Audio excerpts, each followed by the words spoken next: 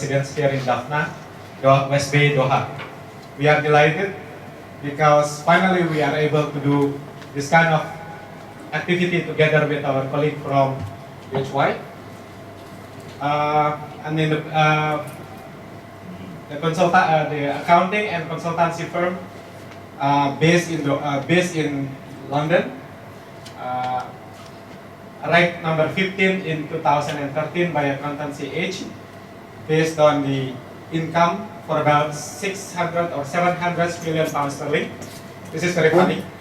Why? Because when I was in Manchester in 2007, my monthly scholarship from the British Chevening was only 700 per month.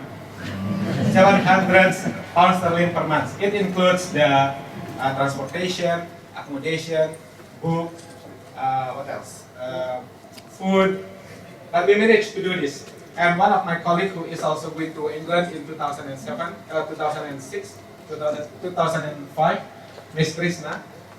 It happens to be in Doha now, and also very keen to do the business in Qatar, and she is now joining us. And I'm very happy to say that this event is managed to be happening because the full support of His Excellency Ambassador Dudi Saiful Hadi, Indonesian Ambassador to the State of Qatar, and also the full support from our colleague from UHY. It's supposed to be His Excellency Abdullah Mubarak Al-Madadi together with us, the former Minister for Environment, but because of the emergency family matters, His Excellency could not make it. So he has sent his regret to our ambassador and also to all of us. But anyway, today we are here and we are very happy to inform you that 65 participants registered to our system, and maybe around 50 or 60% really could make it to the, tonight because it shows how important this event by our community here in Doha, especially for the business-minded persons who really wants to do the business here in Qatar because for so many reasons, and they will share with us later on. Our event today will be set as follows. I will invite our ambassador later on to give the opening speech, and then Mr. Kefadib, the managing partner at the UHY, and then followed by discussion, which will be directed by my really good friends, Ms. Merla Lehan, and then we will continue with Q&As. I hope that everyone here will ask any questions about how to do business in Qatar with our colleague from UHY. Without further ado, before I hand it to His Excellency Ambassador, it is our compulsory to inform all of us for emergency situations. There is only one way out from this room, and you can go from left side. There is entrance doors, and also from the back side there is a second exit doors. And for the restroom, there are 3 restrooms at this embassy residence, 1 in this floor and 2 at the second floor. So everyone are welcome to enjoy this event. And for Your Excellency Ambassador, the place is yours for your opening speech. Please.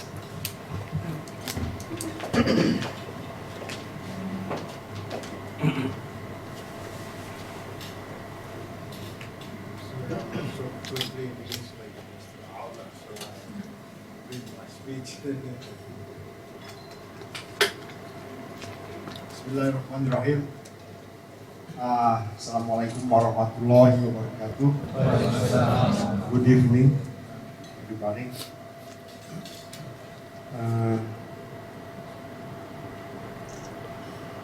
Mr. Kefadib, the managing partner of UHY, accounting consultant, international company. It's already been explained by Mr. Aula. He is one of the biggest in the world among 12. No, 50. Among 50. So they set up a company here in Qatar. And Mr. Mohammed Sadi, executive partner, all the team from UHY,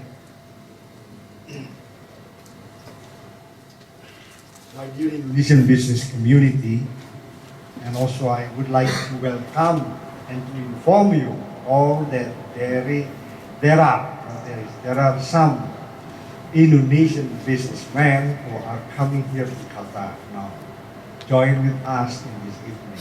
So I'm proud to announce, can you just stand up? We just arrived from Indonesia. This is the one, this is the fifth, yeah. And Pak Denny, Pak Denny, another one is from other companies. The five one is from Marwal Group, and then Pak Denny is from Indo-Asia Group. They are coming here to Qatar, and I hope that you will take a very good benefit from our gathering tonight. Welcome all of you to my residence. Well, I'm happy because after organizing the Indonesian Trade and Investment Update on 26 September 2013, recently, which was held in close collaboration with Qatar Chamber of Commerce and Industry. Today, we have a great support by our colleagues from UHY, MO and Co. to organize this discussion, how to start business in Qatar, what sectors are what happening. And I think this discussion is really intended solely for the benefit of everybody, for the Indonesian who are residing here, who are just starting business, and for the Indonesian businessmen who are coming here to Qatar also probably, inshallah. And yeah, at the end is to increase and enhance the economic and trade investment relation between Indonesia and Qatar. Well, as a brief overview, the economic relation between the two countries have never been better than today. I will tell you that from trade side, data in 2012 shows the total trade almost hit 300% increase from the previous year. The total trade was recorded at around 1.6 billion, while it was only a mere US 600 million in 2012. So since my arrival here in 2012, January 24, 3 days ago, 300% increase in trade.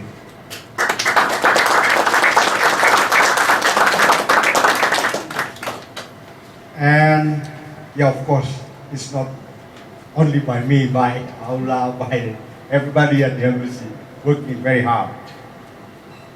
In 2013, in the period of January-October, the total trade has increased at around 8.64% compared to the same period in 2012. As a linear consequence, Indonesia export to Qatar has also substantially increased at around 26% in 2012, from 73 million in 2011 to 93 million in 2012. We expect that the data in 2013, in which the final figure is still analyzed by our colleges at the Ministry of Trade of Indonesia, will increase not less than 11%. Though it is not really reflecting the true potential of our both countries, Indonesia and Qatar. We still consider this is a positive trend, but we do not want to lose this momentum. So that's why I'm trying we all at the embassy doing most to do whatever we can to make the better environment for the business community. Since we are yet to have a multinational corporation from Indonesia coming to Qatar, as the perception of Qatar in Indonesia is still considered as a small country with limited market of only 2 million population. We are determined to empower existing micro, small and medium enterprises along with all like-minded Indonesian nationals who are residing here in Qatar to be the prime mover of the Indonesian business activities in Qatar. Not only the increase the trade, our colleges who are present here will also be a productive driving force as ambassador for Indonesia. So there will be more Indonesian ambassador to give more information to their colleges to attract Indonesian companies to come to Qatar, and on the other hand, to inform their Qatari colleges to come to and invest in Indonesia. The spirit is there, and it is now the responsibility of the embassy to provide them with proper means and ways to compete and to tap the opportunities available in Qatar. We are honored to be working with UHY, Co, reliable and well-respected accounting and consulting firms, in particular with the support of by His Excellency Mr. Abdullah Mubarak Ahmad Hadi, the former Minister of Environment, that sees Indonesia as a partner to work with.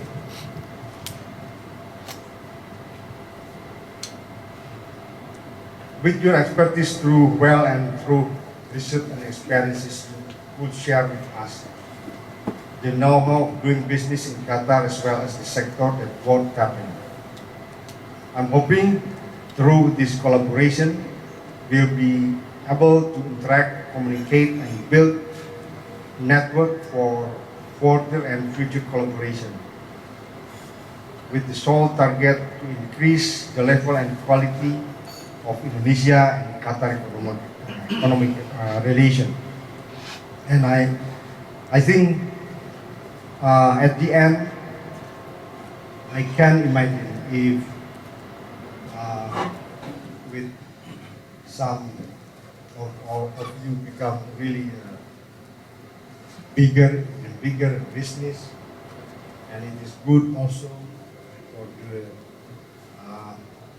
UHY, Co. Maybe become quote-unquote bridge, the bridge for the Indonesian companies who are looking for the opportunity in business here in Qatar, set up their business, and inshallah, if some of Qatari companies knows how you rule, starting meeting here at the embassy, and you already know some Indonesian businessmen, they were looking for you, and this is so that's why we are working for you. and well, we do hope that we can make very good and very prospective collaboration in the future to come. With this, I thank you very much once again for your presence. Wassalamualaikum warahmatullahi wabarakatuh.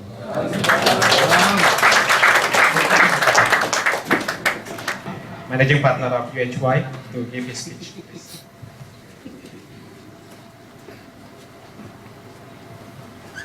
Bismillahirrahmanirrahim. Assalamualaikum warahmatullahi wabarakatuh.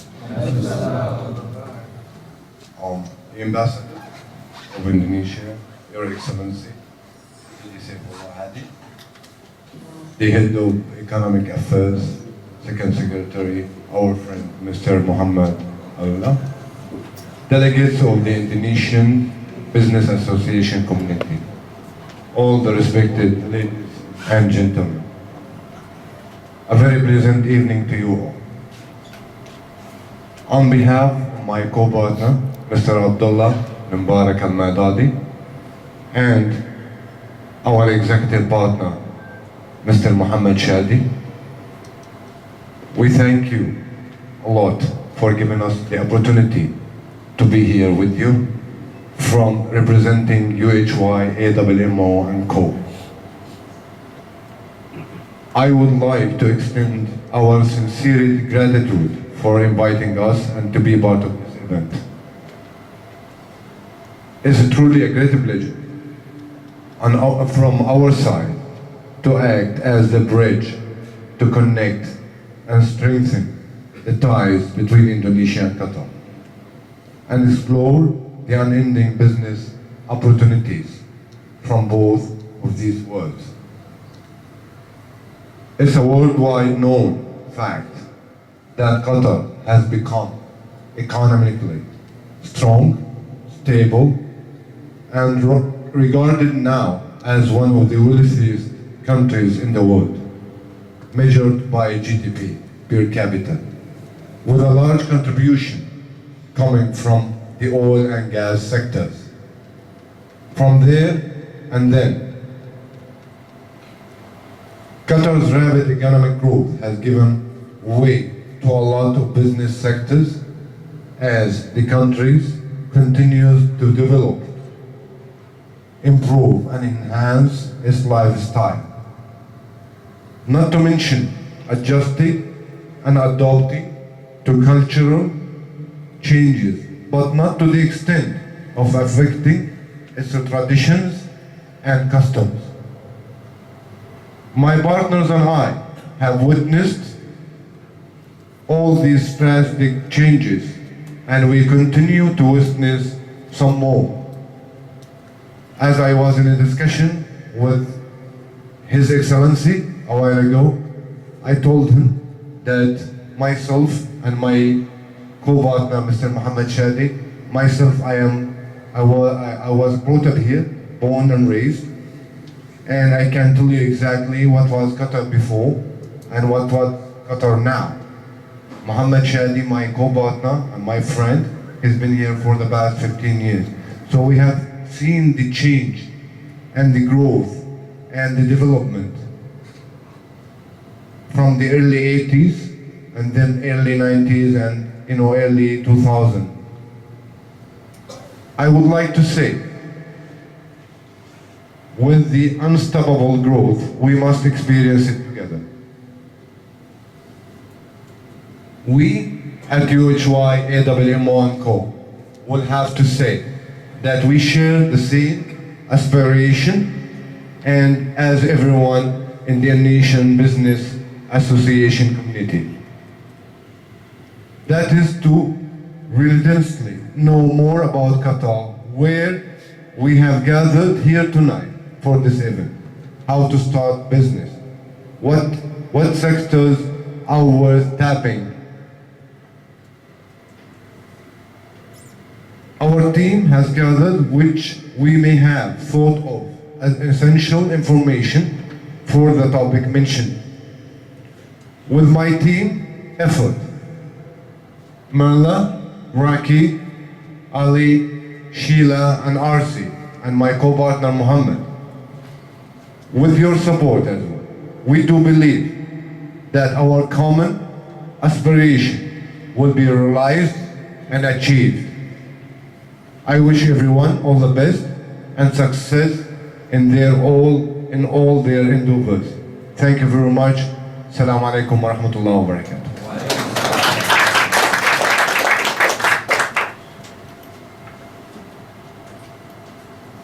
Thank you, Mr. Kipandip. I forgot to mention before that before we go to the presentation and discussion, there is one small token from Ambassador Dedi Saiful Hadi to UHY. So I may invite Your Excellency Ambassador to proceed to the front side, and then Mr. Kipandip, as well as all the team from UHY, Mr. Muhammad, and also all the teams, please. to take a picture together.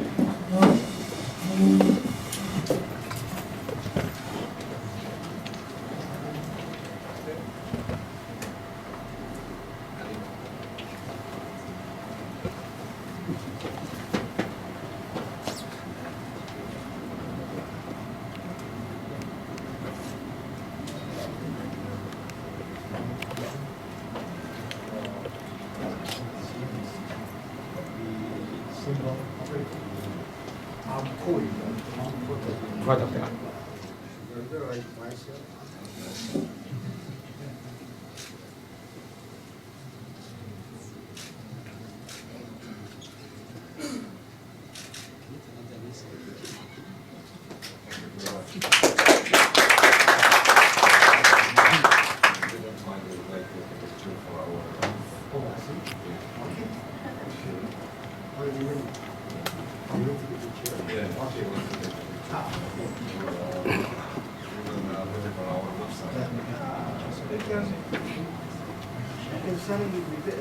That's a deal camera.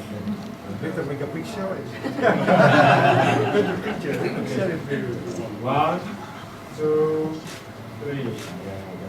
One more time. 1, 2, 3.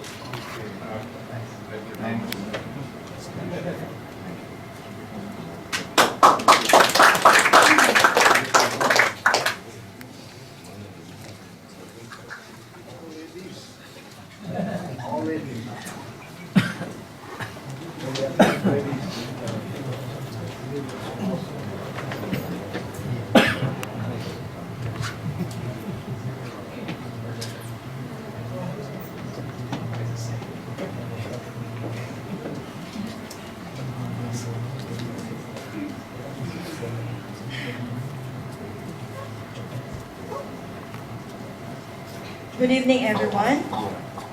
In our common aim to address the concern of giving more information about Qatar, our team has gathered some facts and data which we thought will be beneficial for discussion tonight. In our honest effort to support and assist the Embassy of Indonesia here in Qatar, to improve and develop more the economic and trade relations between Indonesia to Qatar and Qatar to Indonesia in the best way that we can. The first part of the presentation will be discussing Qatar as the land of endless opportunities, wherein a brief history will be mentioned, followed by the indicators with statistics report. Qatar's positioning in the Gulf Cooperation Council, or known as the GCC countries, then followed with a SWOT analysis on the business environment of Qatar. The second part of the presentation will be discussing how to do business in Qatar, wherein an overview of the legal structure for businesses will be given emphasis, the categories of business organization will be defined, the steps on how to register a company, and details of procedure in establishing it. The third and last part of the presentation will be discussing why invest in Qatar, wherein the good things about the Qatar structure for business will be tackled in terms of governmental support and the future vision of Qatar. Also, we have included in the presentation a summary of UHY, AMMO, and company to give you an overview of how we may be of assistance and support to your respective organizations. May we request that questions be raised at the end of the whole presentation to give sufficient time for all your queries. Let me then give the floor to Ms. Raki Karikat to discuss the first part of the presentation.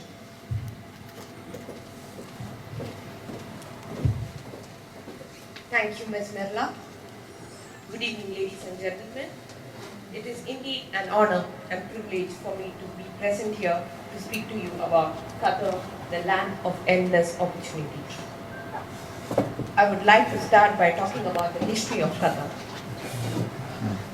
I know many of you gave a second look on the first line in front of you.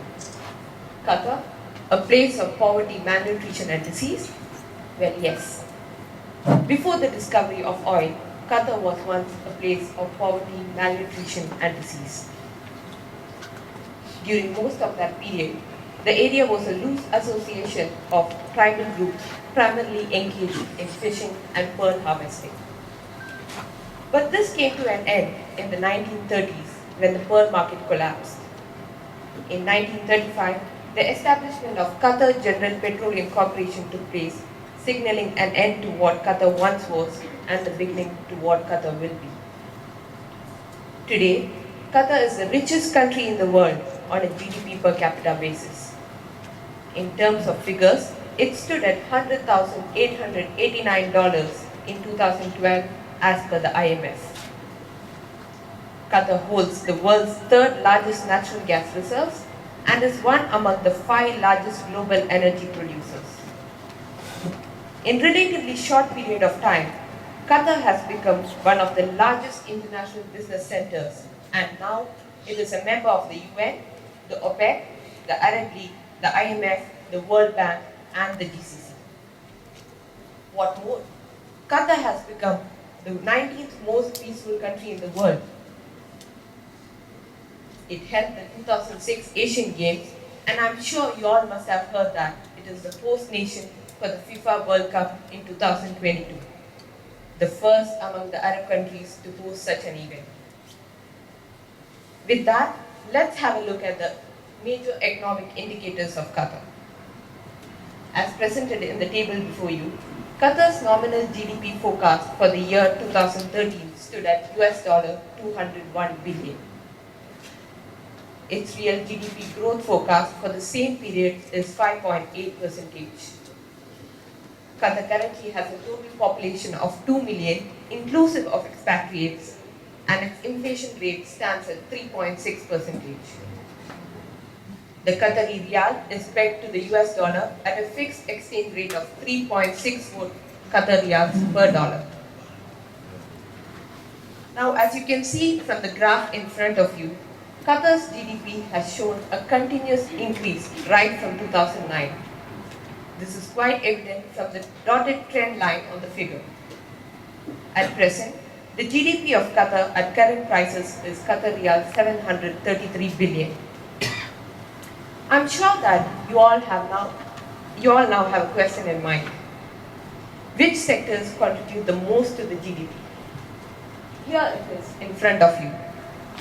It's quite evident that mining and quarrying is the largest contributor to the nation's GDP, followed by finance, insurance, real estate and business services, manufacturing, government services, and trade, restaurants and hotels. Let's now have a look at the population forecast of Qatar.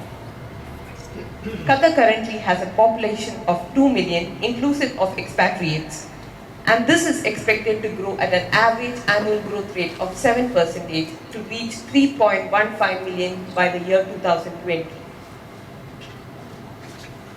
Official statistics as of 2011 indicate that average life expectancy of Qatar is 79 years. To be specific, men 77 years and women 81 years. Yes, women in Qatar are expected to live longer than men. Talking about the labor force in Qatar, out of the total population, about 80% are in the working age group, that is between 20 and 60 years. However, expatriate workers account for most employment positions, whether it be managerial, skilled or menial. Qatari labor force in the private sector has been decreasing and it is now less than 7%.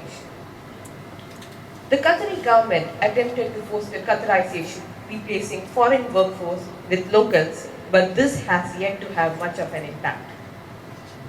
The labor regulatory burden in Qatar is relatively light, and there is currently no minimum wage regulation.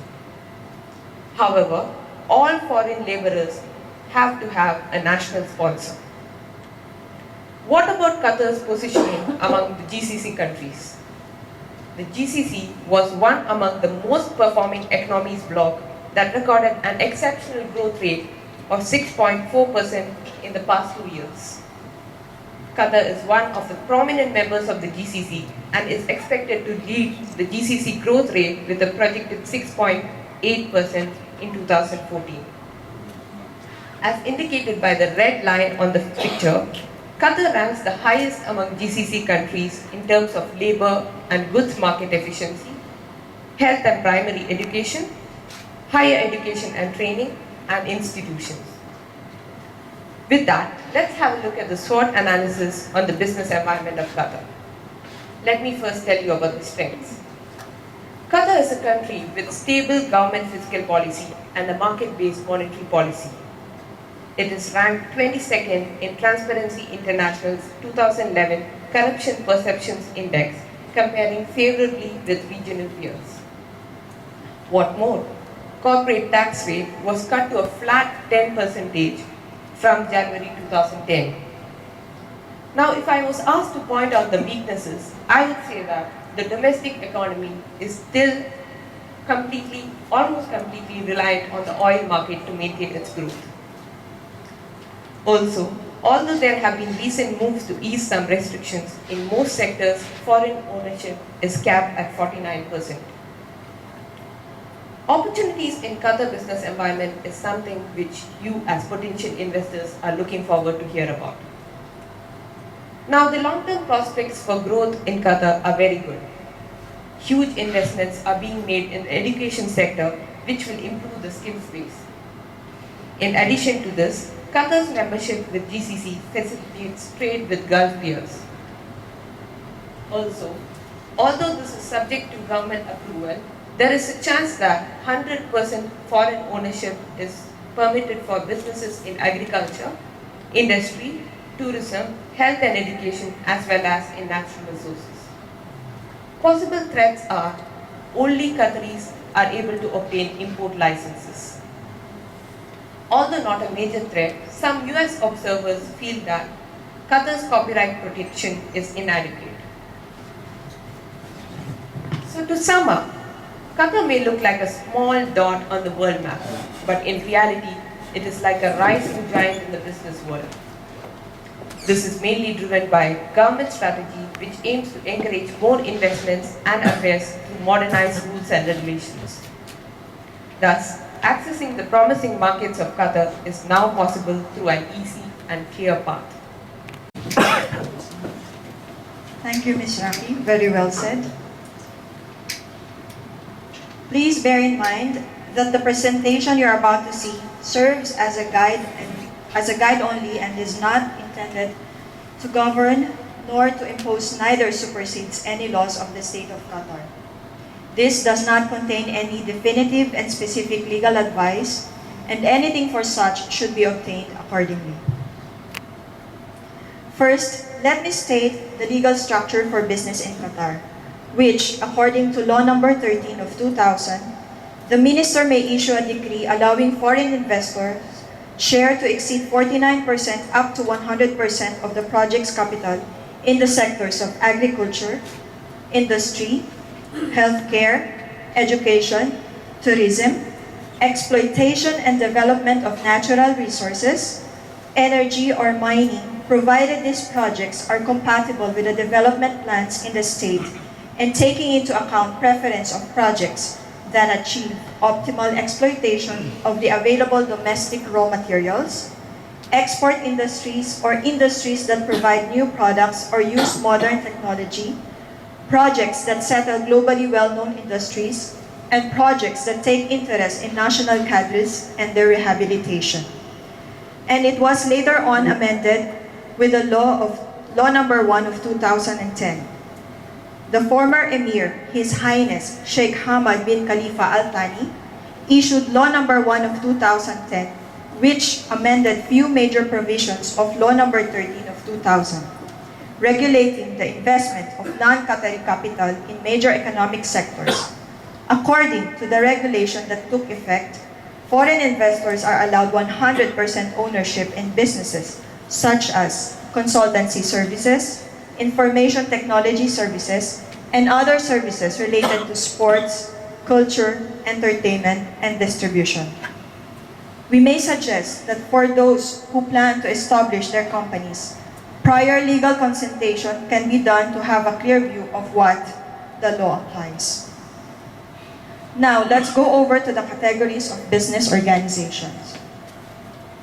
In Qatar, The Commercial Register Law, or the Law 25 of 2005, requires any person undertaking business activities or establishing a commercial shop to be registered in the Commercial Register administered by the Ministry of Business and Trade. Businesses may be structured as an establishment owned by an individual or a company owned by one or more persons. A business establishment is defined as a location where business is conducted, goods are made, or stored, or processed, or where services are rendered, which is fairly simple to register in Qatar. An establishment can only be registered by Qataris or GCC nationals resident in Qatar. Registering an establishment offers no protection for owners for personal liability for business debts. So, if your establishment incurs any debts that it cannot pay, your creditors will be able to pursue you personally and claim their debts against your personal property. If this is of particular concern, you may wish to consider starting a business through a company structure. Some of these structures allow you to limit your liability.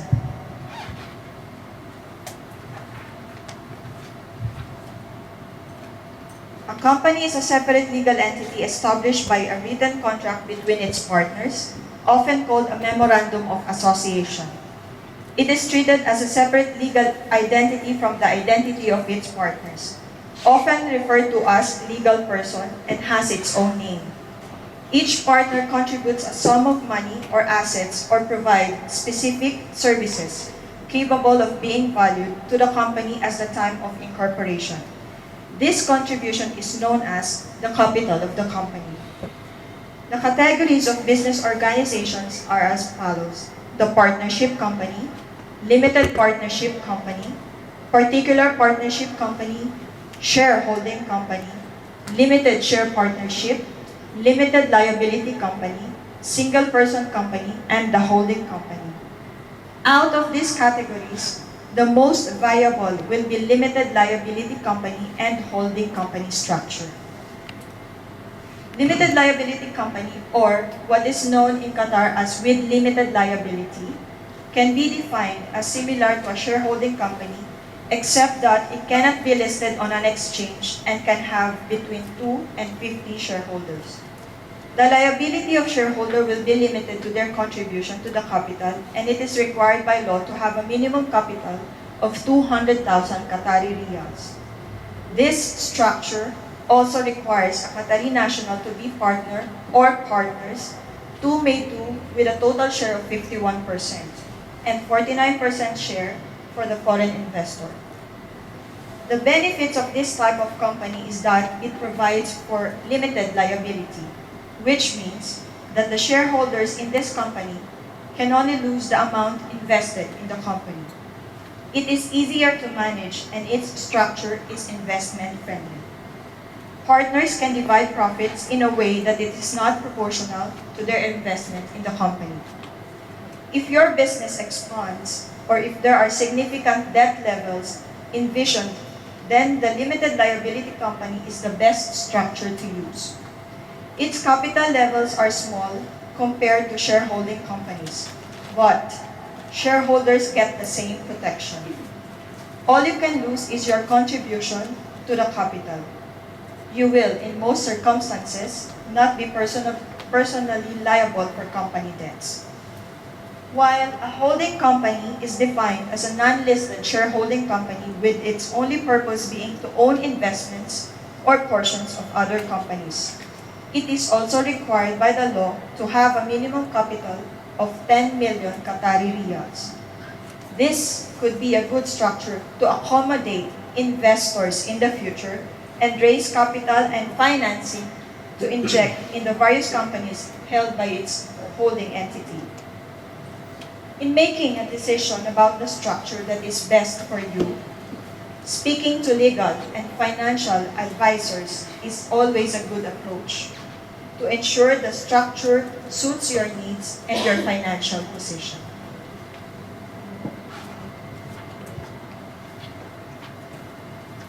Now that we have defined the categories of business organizations, We will then move over to the procedures and steps for registering a company. The procedures I am about to discuss may vary as per the company structure chosen and the proximity of the time and the fees as well. The first step or the first procedure is to reserve a unique company name at the Ministry of Business and Trade. It has an estimated time for completion of 1 day and an associated cost of 500 riyals. You know, now the reservation and payment can be done online through the Hukumi portal. Next step will be to obtain the approval of the Commercial Companies Inspection Department on the Articles of Association. And it will take again approximately 1 day with an associated cost of 1,500 Qatari riyals. Upon granting its approval, the Commercial Companies Inspection Department issues the bank certificate to open the bank account and deposit the minimum capital. Then follows the signing of the Articles of Association before an agent at the Ministry of Justice, which will take again 1 day and will be charging an associated cost of 24 Qatari riyals for 2 shareholders, and for each additional shareholder will be 9 Qatari riyals. The next procedure will be to obtain the commercial registration from the Ministry of Business and Trade and register with the Chamber of Commerce and Industry at the single counter located at the one-stop shop counter, which has an estimated time for completion of 1 day, simultaneously with the previous procedure, and which will have an associated cost of 2,200 for the Chamber of Commerce, 500 to 5,000 for the commercial registration. The fee for registering the company at the commercial registry depends on the company's scope of activity. The fee to register with the Chamber of Commerce and Industry depends on the capital of the company. All businesses can check online through Hukumi portal to see how much a business activity would cost. Business activities vary depending on the company and its proposed activities. It says there, simply enter the hypothetical information into the online form to calculate the fees. But please know that these figures are not meant to be taken as official quotes. It may vary again. And the next step is to obtain the trade license and signage license from the municipality counter. Again, it may take 1 day with an amount of 10,020 for the trade license and between 50 to 150 Qatari riyals for the signage license. Next step is to register for the taxes and obtain your tax identification number. And the last one is to make a company seal. In practice, every company makes a company seal. This is mainly because certain documents must be stamped by the company before the submission to governmental agencies. I may say the same detailed procedure will be emailed to interested parties upon request, and I would like to disclose again that these are just guidelines which may vary depending on the situation the concerned party may face during the course of application. Let me turn you over to Mr. Ali Abushar, who will then discuss and will be doing his best to convince each and every one of you to invest in Qatar. Thank you, Ms. Narno.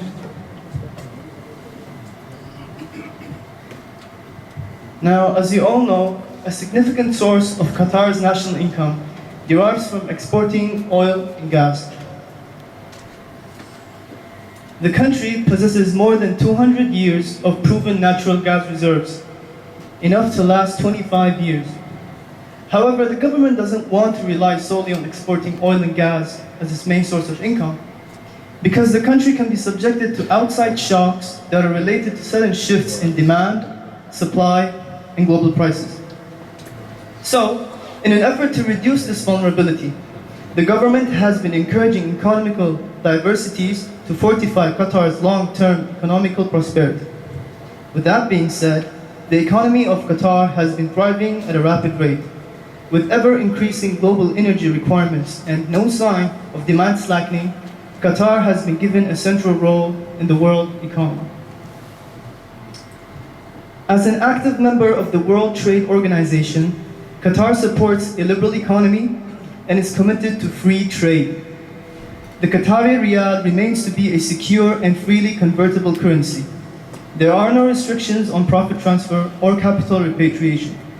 Import duties on machinery and raw materials are non-existent. Now, although corporate taxes are 10%, labor costs are competitive and personal income taxes are zero. The Ministry of Business and Trade makes every effort to reduce the paperwork involved in establishing a business in Qatar by activating legislation and simplifying procedures which provides appropriate incentives for businesses to develop their work at the local level. These factors, combined with the strategic and accessible location and an excellent, reliable infrastructure, makes Qatar the ultimate place for foreign investment.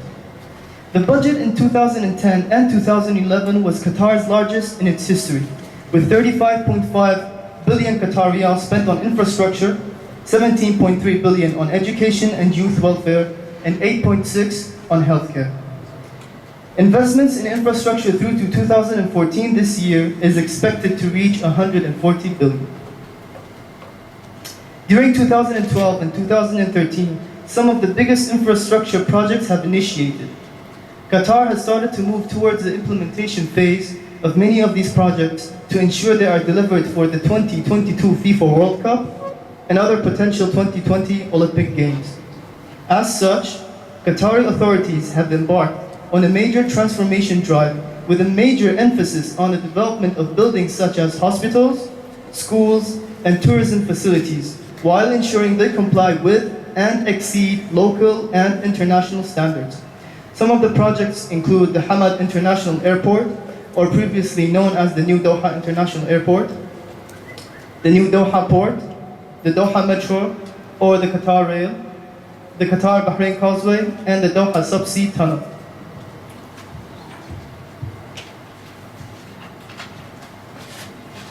Qatar's government recognizes that its private sectors will be the main driver of economic diversification, and the future Qatari economy hinges upon the growth of the private sector to boost productivity and expand labor productivity. So, the government is supporting private sectors through a 120 billion US dollar diversification and modernization strategy involving public-private partnership investments. Now, another attractive option for establishing a technology-based business is in Qatar's Science and Technology Park Free Zone, where you are entitled to incorporate a local company or operate as a branch of a foreign company, 100% foreign ownership, trade without local agent or sponsor, sponsor expatriate employees, no taxes, duty-free import of goods and services, and unrestricted repatriation of capital and profits. Given Qatar's dependence on imported skills, Qatar's expatriate-friendly policy allows holders of work visit visa to bring their families to Qatar, register for a resident ID, enroll their kids in schools, and obtain a health card and a driving license. This is one of the reasons why the planned economic growth will result in an increase in expatriates. Qatar also supports the application of knowledge as a key source of long-term economic growth. 2.5% of national GDP is dedicated to research and development. And aside from expatriates, there are more than 7,000 graduates per year whose skills are closely aligned with Qatar's economic sectors. Education visitors will also be attracted by an impressive portfolio of prestigious university hosted in Education City, a flagship project that is 8 million square meters and home to 6 world-renowned university branches, namely the Virginia Commonwealth University, Weill Cornell Medical College, Texas A&M University, Carnegie Mellon University, Northwestern University, and Georgetown University School of Foreign Service. Cultural tourists will be attracted by existing attractions such as the Museum of Islamic Arts, or developments that blend traditional architecture and cultural markers with modern entertainment and innovative restaurants. In addition to Souq Waqif, the Qatar Cultural Village, an $82 million project in West Bay, has already opened phase 1, consisting of international restaurants, an amphitheater, and 2 indoor theaters. When completed, This village is intended to be a focal point for international musical arts and cultural festivals throughout the year. Driven by the goal of honoring commitments towards the 2022 World Cup, significant infrastructural and real estate projects will be completed during this decade for the forecasted rise in population that will strengthen the country's consumer base and drive the growth of demand for transient accommodation in Doha. All these factors place Qatar in a leading position to attract investors by offering a diverse workforce of 1.25 million who remain motivated to further boost Qatar's productivity. These are only a few of the many things to come under the Qatar National Vision 2030 transformation and expectations to achieve an advanced, sustainable, and diversified economy. Qatar's national vision defines the long-term outcomes of the country and provides a framework within which national strategies and implementation plans can be developed. By 2030, Qatar aims to be an advanced society capable of sustaining its development and providing a high standard of living for all of its people. The four cornerstones that will be inviting the most opportunities to realize the Qatar National Vision are companies or industries that contribute to the economic development, social development, human development, and environmental development. And finally, this brings us to who we are and what we do. We are UHY AMMO & Co. We are a member of UHY International Limited, an international network of legally independent accounting and consulting firms founded in 1986. Today, UHY stands as a world leader in audit, accounting, tax, and business advisory services, with an approximate turnover of 622 million US dollars. UHY offers an exceptional competitive advantage by bringing together the global expertise of independent member firms whose teams are highly regarded professionals covering over 270 business centers in 86 countries. However, it's not just our reputation and professionalism that counts and makes a difference to our clients. It's the relationship built on a personal level through meeting and working together regularly. We provide consistent values wherever in the world you do business. It's this cohesiveness that differentiates us from other international networks. We understand your business. Our global knowledge and services are aimed at focusing on your requirements with a good understanding of your needs. We work in collaboration with other member firms to ensure your objectives are achieved. We share your aspirations and deliver customized, timely advice to help you make the right business decisions. Now, the following slide is basically the reference where we have gathered the information for our presentation. The first one being the Business Monitor International, or BMI, the International Monetary Fund, Qatar Statistics Authority, Hukumi Portal, Ministry of Business and Trade, Qatar Development Bank, and World Economic Forum. I hope you all had as much fun as I did. It has been truly a great pleasure and honor to be a part of this event and to have met you all. Should any require assistance or any related services we can offer, UHY AMMO & Co. welcomes you with open arms. And on that note, I'd like to end my part with one last thing.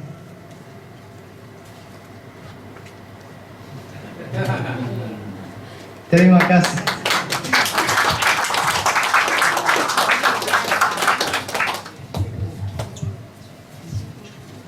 Thank you everyone for listening and comprehending with our presentation. The floor is now open for your questions, and the panel can answer at their own discretion. Question.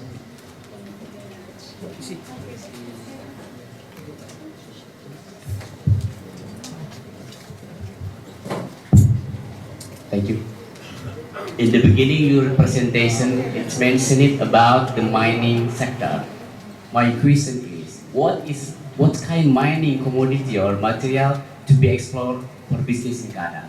The second, what is the mining material or commodity can be imported from outside of Qatar? Thank you. Basically, mining and quarrying, we mean by oil and gas sectors. This is basically the that is the largest contributor to the GDP. It contributes around more than 50%. And as far as I know, it is something which is, government owned. That is, they do it domestically. So we have enough of oil reserves in the country as of now. So Qatari government, they are now focusing on something which they can diversify on. They have their oil reserves. They know what to do with it. Now they are planning to diversify and look for other sectors that can contribute to their GDP. As you know, mining and quarrying, it's not a stable thing to do as a business. One day or the other, the oil reserves are going to, it's going to get over. So now the Qatari government, as Mr. Ali was here to speak about it, is planning to diversify into other sectors, encourage imports and exports of other industries, especially whether it be textiles or food and restaurants, these sectors. This is what the government is now focusing on. You said it is about the business opportunity, and also you mentioned the sector of oil and gas and also mining. So that is the this included in the mining is oil and gas. Yes. There are, I may add to what Rocky said. See, having oil and gas as one of the major natural resources that contributes more than 50% to Qatar GDP.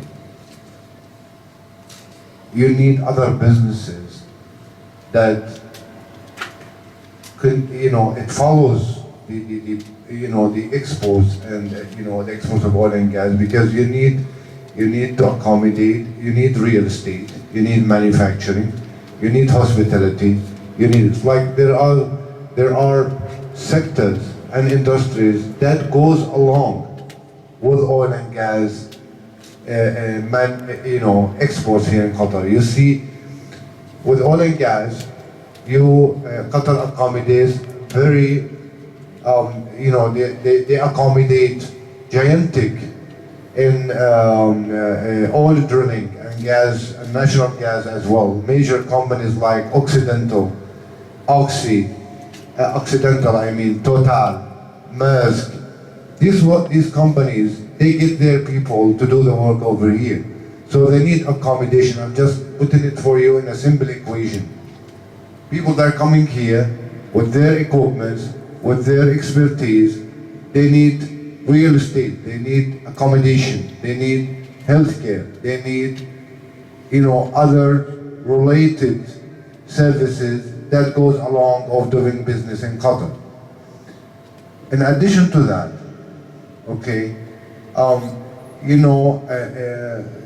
Qatar has become or is an attraction to everybody. You see, there are countries coming to Qatar and doing business like Germany, France, the USA. I know that Turkey, they are taking a major part in the construction side of Qatar. Further, Qatar has started and helping small and medium-sized businesses when it comes to manufacturing. One of the major exports of Qatar, apart of oil and gas, is through petrochemical additives, petrochemical related that goes with oil and gas. Petrochemical, they are exporting, they are one of the leading countries in exporting petrochemical products. If ever you have taken a look, maybe on the net, on Said city, it's one of the major industrial cities for petrochemical manufacturing. Ras Laffan industrial area is concentrated towards oil and gas related businesses. Not to forget that, just to lastly to say, for oil and gas right now, there is a city called Lusail City. Lusail City, it is called the energy city of Qatar, where you will find all the headquarters of major players in the oil and gas business. So to summarize what I said, when you have two leading natural resources, you need everything to support such natural resources.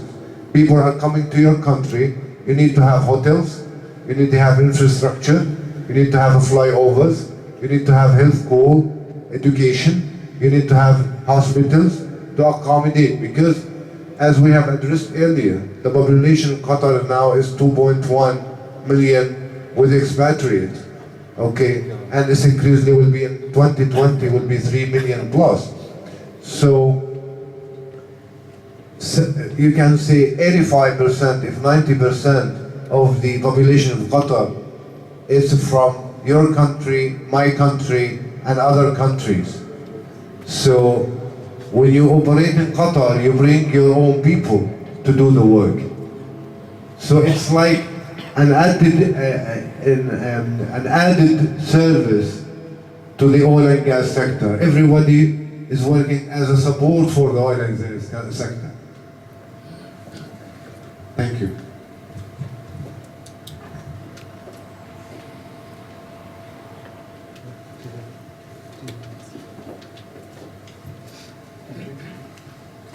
First of all, I would like to thanks to our Indonesian ambassador, Mr. Ceremonial, and Mr. Aula is an event organizer. So I'm so proud as Indonesian for great achievement during Mr. Aula as economical. And I would like also to thanks to UHI for great presentations and team. Thank you. So the importance of doing business, we should calculate how much we get it and how much we lose. So the problem, I didn't see any somehow solve the problem. What the kind of you doing business in Qatar? Did you not mention? Or suppose now Mr. Omar said, suppose now we have to mine business and for mining, and we should do some real estate on constructions. So my question is, what the problem? And when we are doing some business or some like real estate or some mining, so how to solve the problem? Because this is important. The key factor for business, if you can solve the problem, any problem, so you will be success. So my question, based on your experience, what the kind of the problem in the Qatar? Relating with my political issue or relating for others, suppose this with law or something. So please, based on your experience, how to success to resolve the problem in the real what you get in the Qatar. Okay. Thank you. Look, Qatar is generally speaking. Later on we can get in touch with you guys on specific questions. But what I can tell you now, Qatar is a very developing country. For my personal experience and from my general work experience, people ask me sometimes, has the boom started in Qatar?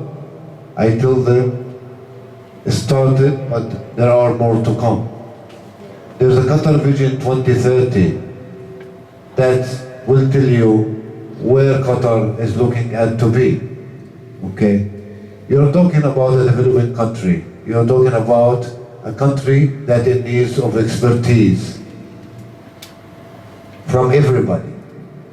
Due to what? Because Qatar happens to have, I cannot quote myself for that, but the population of Qatar nationals, it will not exceed 350,000 Qataris with Qatar nationals. As I've said, the rest are expatriates. You know what I mean? So these guys, they have been pretty smart and they have been pretty steady in taking the steps toward building their country and the growth of their country. So that's why they asked us from other countries to come and do business in Qatar and to contribute for their economy and to participate and to be part of their growth worldwide. Okay? What is the business you can do in Qatar? See what what I'm trying to tell you is you can do anything you wish is suitable for you to do in Qatar coming from other countries as a consultant. They asked us to do for the market studies. What is the best business? What is the market potential to work in real estate? it is your right to understand the market and the demand and supply and whatever line of business you can do in Qatar. You can't just like think of building a hotel and come and invest money here and you build the hotel. I am not with that. I will not agree with that. You have to go to do a financial visibility, a market visibility of the market, which is the kind of real estate you are trying to build here is visible, it will make you money or not. That's what other businesses are doing before coming to Qatar. See, Qatar, there are, true, I agree with you, there are major players in the country. There are major players. But I never thought that Turkish companies will play. Before Turkish companies, you can find construction companies from Europe. Now I am seeing Turkish companies, they are participating in a major way in the infrastructure of Qatar. So you never know what's going to happen. If you have the potential, you have the know-how that makes you different and you can compete, you can do business and you can make money. Oil and gas mining is for me, it's a big, thing to talk about because, when it comes to oil and gas mining, like Indonesia, you get expertise from, companies from Europe, like, and America, like Total, Occidental, Schlumberger, and these major players, you cannot compete with these guys when it comes to mining. They are gigantic, and you're talking about multi-billion operation they are having, like British Petroleum. They are major players. You cannot compete with these guys. I'm being honest with you in mining of oil and gas. But I'm talking, you can contribute to the services that goes along with the boom in oil and gas. Other supporting services, other supporting business, like food industry, like real estate industry, whether doing hospitals, doing hotels. In the healthcare sector, you find the clinics over here, private clinics, and they are very successful. And the government opened the license to build hospitals. You can own, as we have addressed, with a decree from the Minister of Health, you can own your own hospital. 100% ownership. The flat rate, before 2010, the flat rate for income tax has reached, it was a changeable tax, it reached 35%. Now, in 2010, the government reduced it to be a flat rate of 10%. In my opinion, it's very competitive. When you talk about education is a very profit-making business in Qatar. I was telling His Excellency, as I was born in Qatar, there was not much international schools in Qatar in the early 80s, early 90s. Now you're talking about more than 60 international schools. You find schools, English schools from UK, from the US, from different countries, even nationalities. You could have your own school as a nationality. There's Egyptian school, Lebanese school, Syrian school, Jordanian school, the German school, even though the German population is not so big, but they have opened a school for them. So I'm talking education. You can participate in training center. You can work, you're talking about oil and gas. You can work or you can introduce your know-how in providing the logistics services for oil and gas companies. This is a very profit-making, for the fabrication of pipes and the repairing of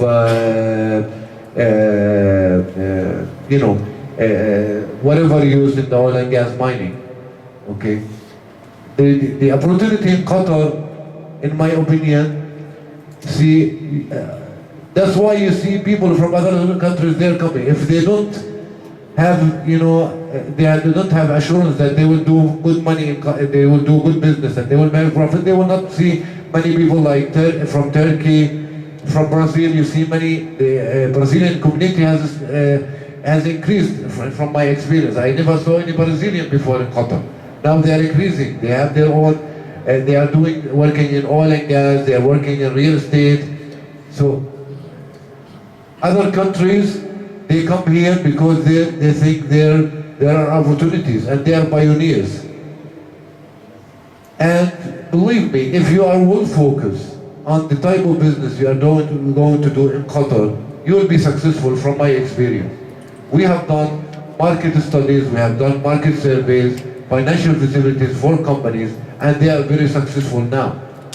So you have to make up your mind, and you have to be selective on the kind of business. For instance, you have to think what is best in Indonesia. You have to look at the line, what Indonesian businessman can offer to Qatar. Maybe you'll find something that is not, you don't have such high competition. Maybe you have the know-how and a very advanced know-how to bring it from Indonesia to here.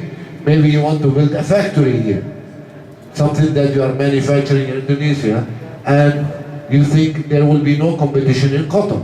You can participate, and the company will support you with the land, by the way, and they will make it easy for you for the industrial license, and also you can be tax exempted also. When you are contributing something to the well-being and the growth and the know-how of the country, you're paying zero tax. If you are doing a project for the Ministry of Interior, maybe we did not talk about it because the time was not wasn't enough to go in detail. If you do any project for the Ministry of Defense or the Ministry of Interior, regardless what is the project, you are tax exempted, and they can give you a special CR for the duration of the project with the Ministry of Interior and with the Ministry of Defense. So you have to go back, think. I'm sure Indonesia is full of opportunities, full of know-how. I'm sure you will find so many things in Indonesia in which it could be brought on to Qatar, and you could share your know-how over here and add a value to the economy. Thank you.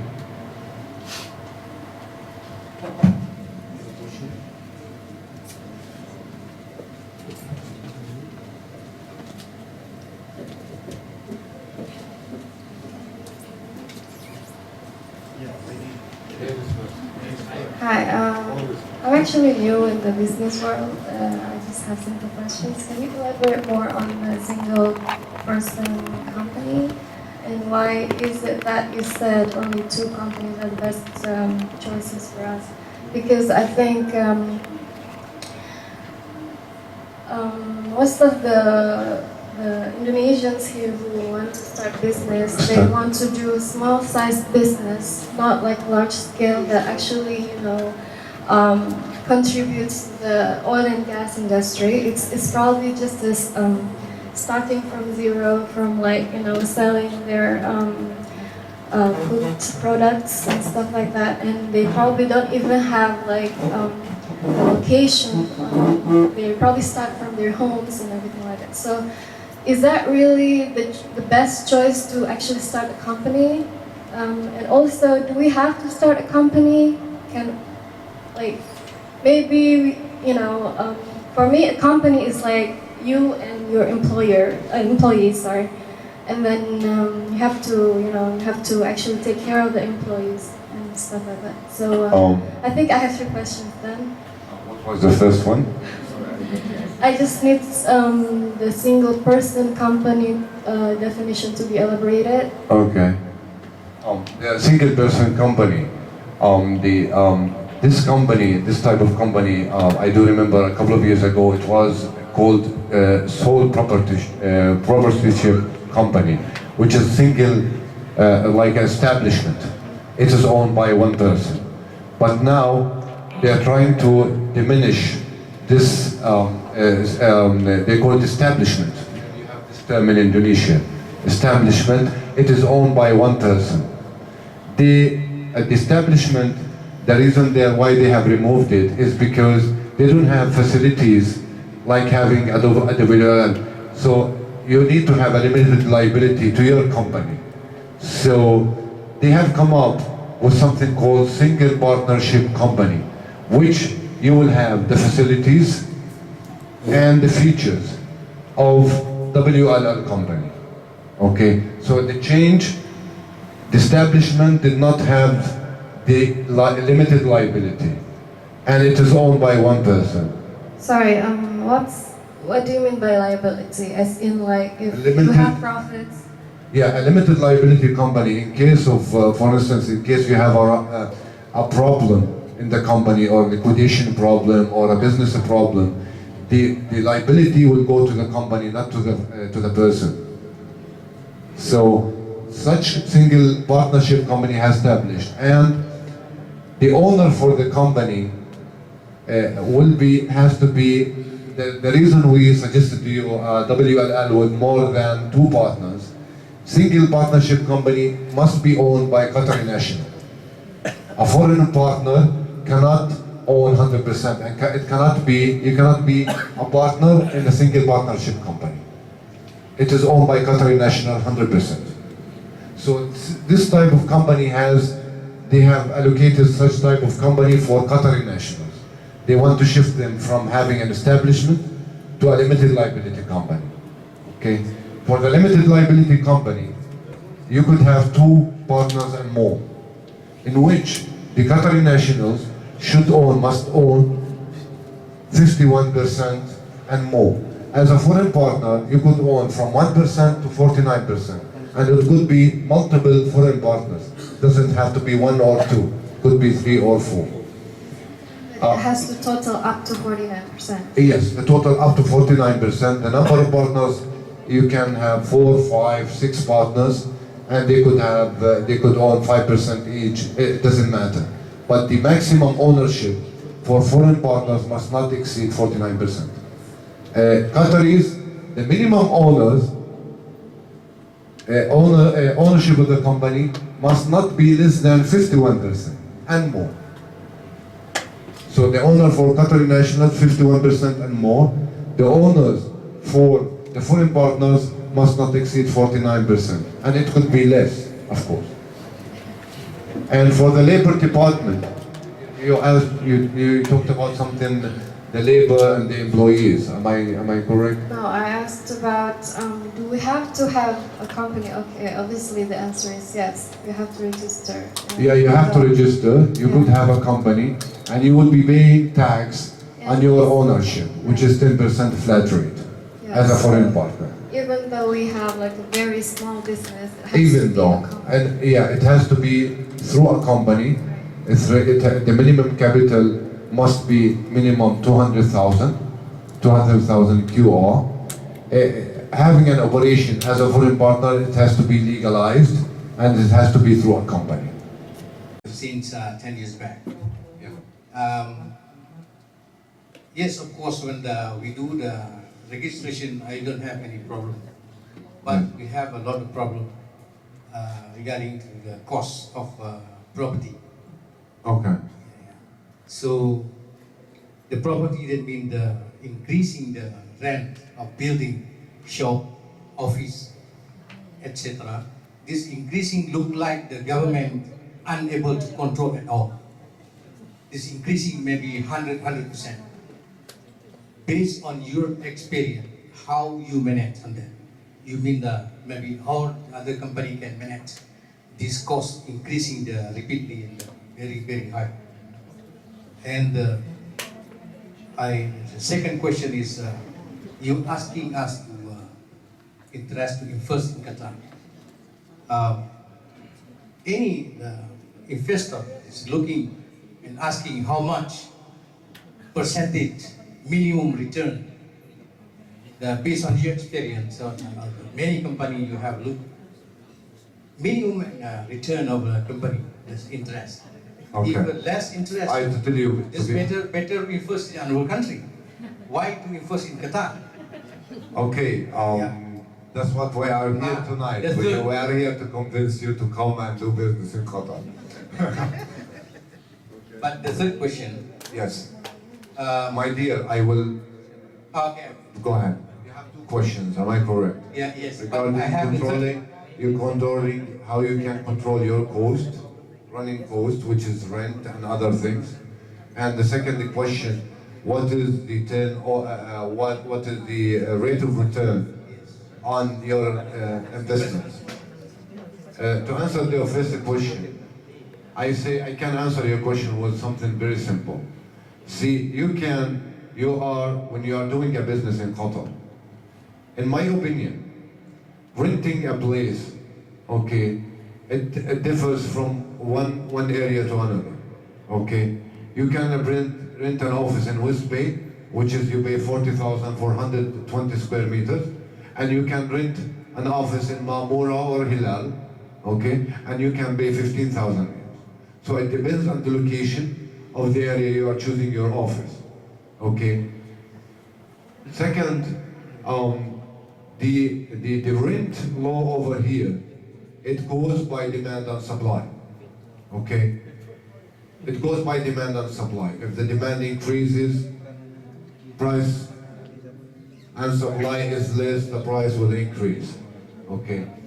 In my opinion, when you start your business, you can rent an office, and if your business it goes well with hiring a few people and renting a smaller place, and then when you get more business and more business, you can take another place. That's how you manage your cost. Okay. Second, the return on investment. It depends on the type of business you are doing. Okay. In my opinion,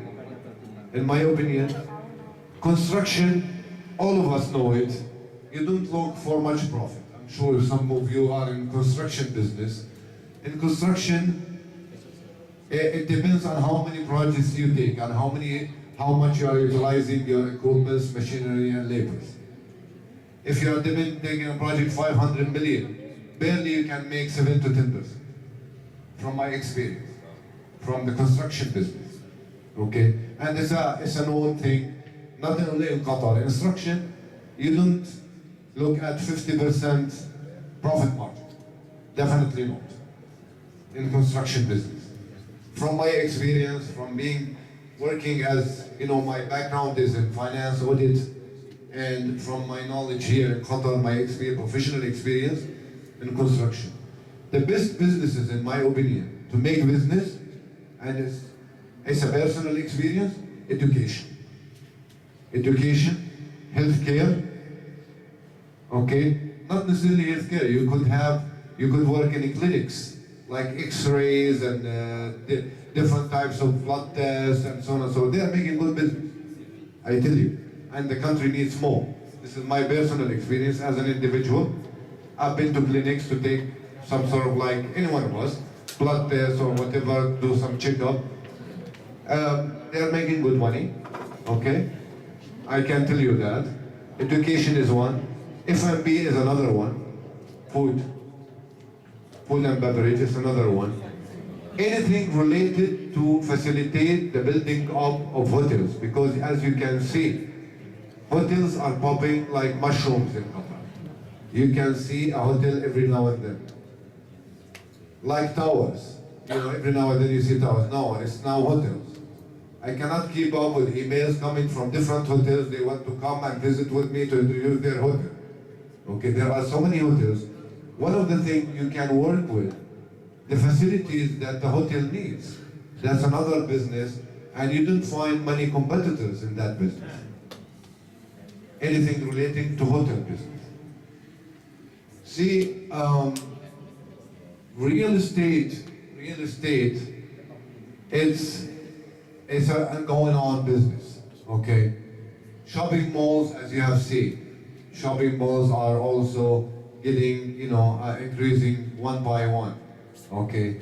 So I will tell you one thing that I have told the gentleman over there.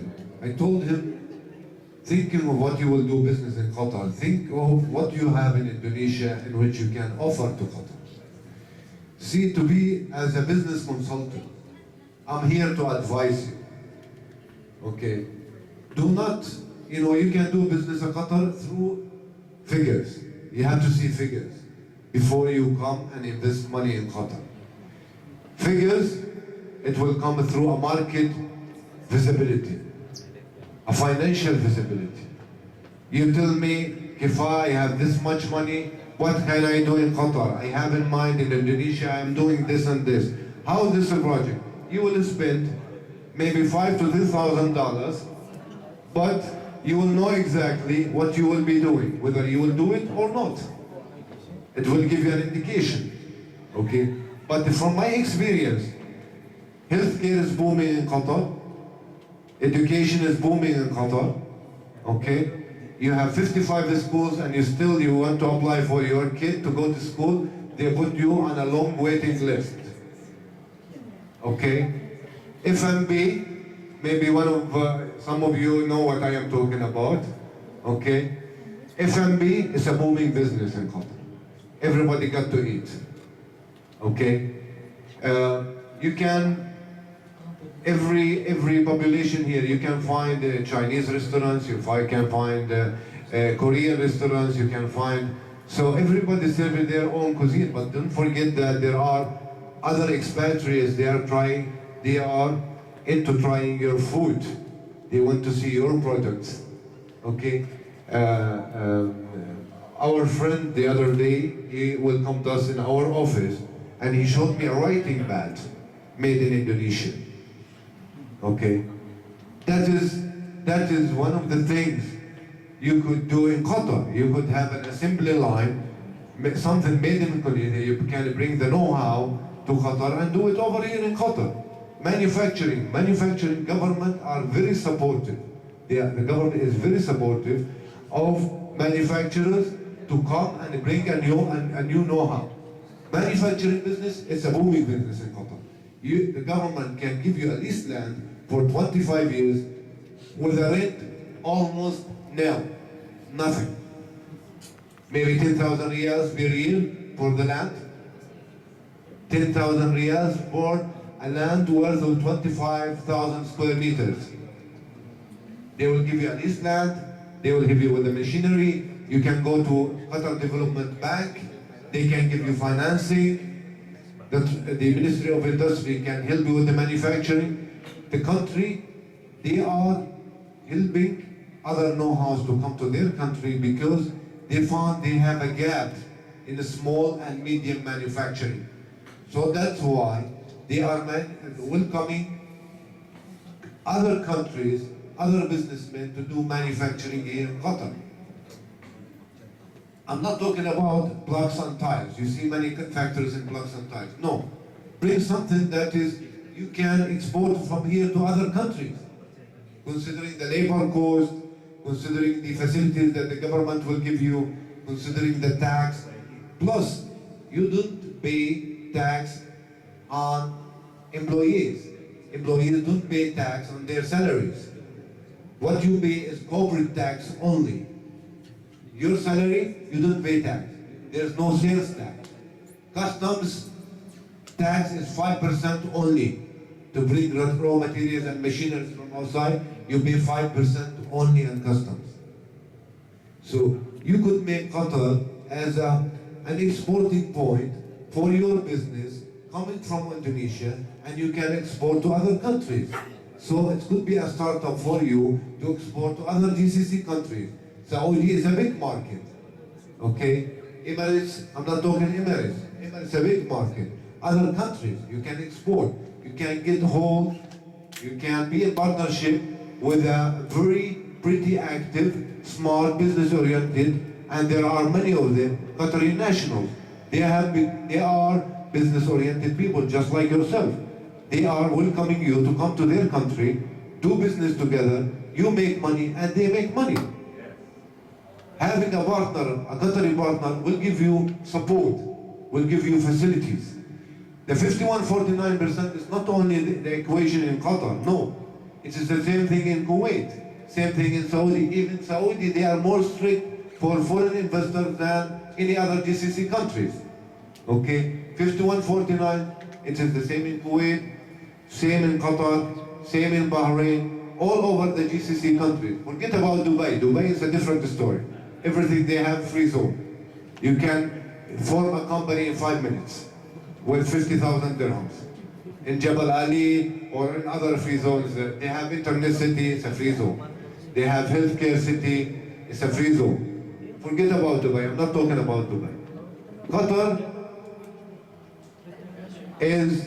having the capacity and the capability to accommodate you guys. For me, Dubai, I wouldn't advise for Dubai because Dubai is closed. Whoever gone to Dubai should have gone in the mid-80s, early 90s. If you will go to Dubai, you will not make business because major players are there. They have taken their share in the market. Here you have opportunities to take share in the market, to do something undoable, something no one has done. Thank you. Third question. Investment for property, as I think not many, maybe some of the Indonesian citizen here they purchase the property, let's say the birds. Do you know how what the latest status? Because before they offer to us, we can stay here 99 years. What the status? Maybe you know about it. Look, to be general terms from my experience, okay. That story has started when they started building the Pearl. All of you guys know the Pearl, okay? They say like they don't own, you don't own the land, you own the property. And they could give you a residency permit for 90, you will be residing in Qatar for 99 years. Correct? In my opinion, from my perspective, do not quote me for that. As far as I know, there is no practical reality. In Lusail, yes. Lusail, yes.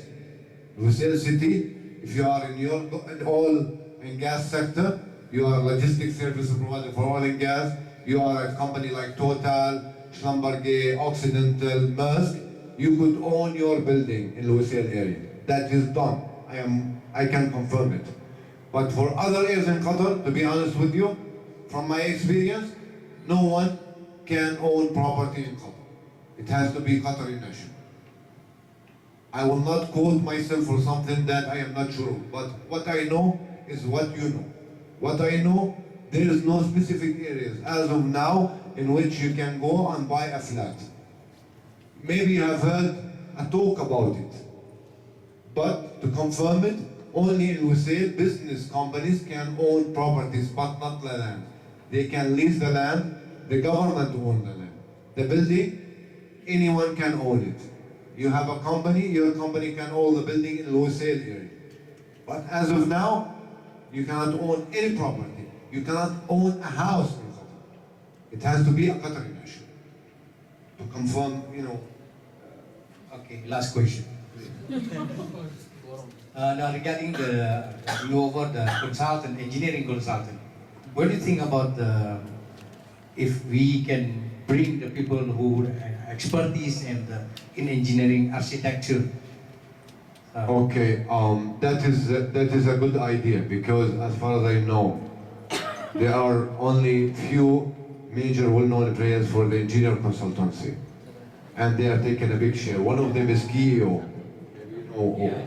Kuwait Engineering Office. They are working directly with Ashghal. All the Ashghal projects, you see their signboard on all the infrastructuring of Doha as KEO. Engineering consultancy is a good business, but you have to be super good because the players are here, they are pretty smart, their work is high quality, otherwise you would not find them. I know KEO, I visited KEO, they are very capable, they have some really good engineers over there. Okay, so you have to have the expertise. In my opinion, you could do any business in Qatar. In my opinion, you run the company, not the company runs you. If you run your company and you are well focused of what you're gonna do over here, you will succeed, believe me. Okay? But the only thing, you have to choose exactly. And you have to do studies. I advise clients, They come to me, Kifa, I have, you know, a couple of like millions. I want to do a business. I want to open a factory. What do you think of this and this? And they want to do it, you know. I tell them, listen, you have to be realistic. It's your money. If you spend some 5 million riyals in something that it is not successful,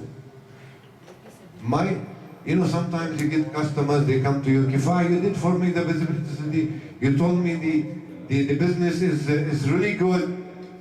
How come in the first and second year I'm losing? I said, Habibi, you know, it's in the first and second year you can even break even in the manufacturing business.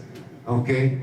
I tell him, you dig into the information, there was like mismanagement. He could not manage his business. That's why he made a loss.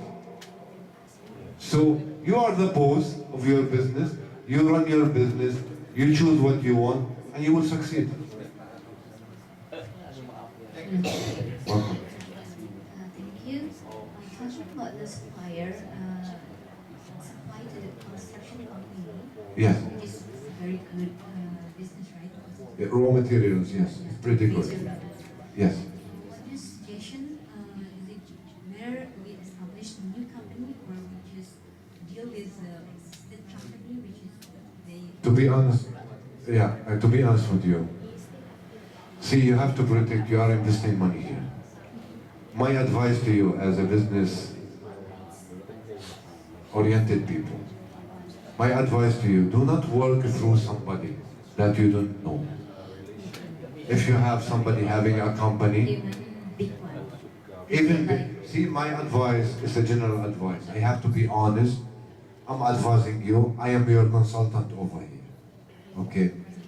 Do not, if you want to bring materials from Qatar, from elsewhere to Qatar, do not do it through a company that you don't legally own a share in that company. I know that person and I know that person, it will not work over here. Have a company. Sorry, seems like a very low risk about that. Sorry? Very low risk. Yeah, it's high risk. It's high risk. What I'm saying is, when you want to bring something into this country, you want to import materials to this country from outside Qatar, raw materials for construction or any other line of business. As I've told you, you don't deal with you don't work through somebody. There's no trust in the business. Okay? I'm being frank with you. Either you are the boss of the company, you own a share in the company, you are authorized to sign on behalf of the company, don't go through somebody else. Any side paper signed with anybody that will tell you, yeah, your money, and so on and so forth, it is not binding before the courts. The judge will, will not even look at it. This is my advice. Any side agreements with anybody is not binding by law in front of courts over here. If you want to do business, it's a matter of 200,000 riyals. Get in touch. Also, I will give you something that we can do for you. From our experience and from our portfolio, we have many clients and we have potential clients. We can advise you from our experience and selective potential partners that have similarities in the line of business that you are intending to do. We can help you with it. But as I've told you, either your company or no one. This is my advice to you. It's high risk for you.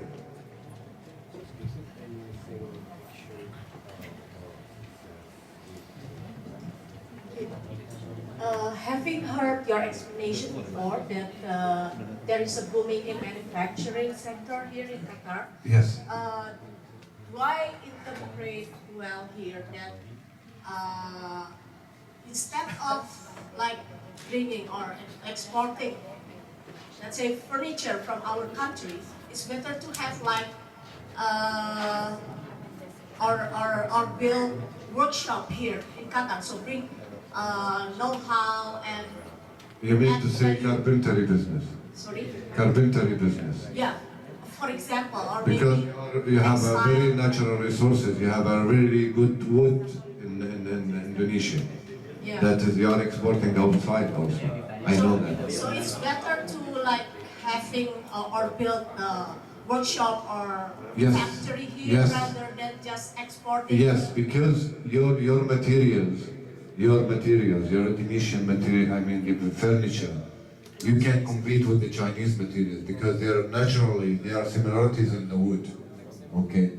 Now, I do remember 10, 15 years ago, okay, all what you see in terms of furniture, Italian furniture, and other types of European countries' furniture, the American furniture. Now, what you see is Chinese furniture. You can easily compete in furniture over here. In manufacturing especially, you could have a workshop, you can bring your own wood, manufacture tables, dining tables, and all kinds of furniture stuff.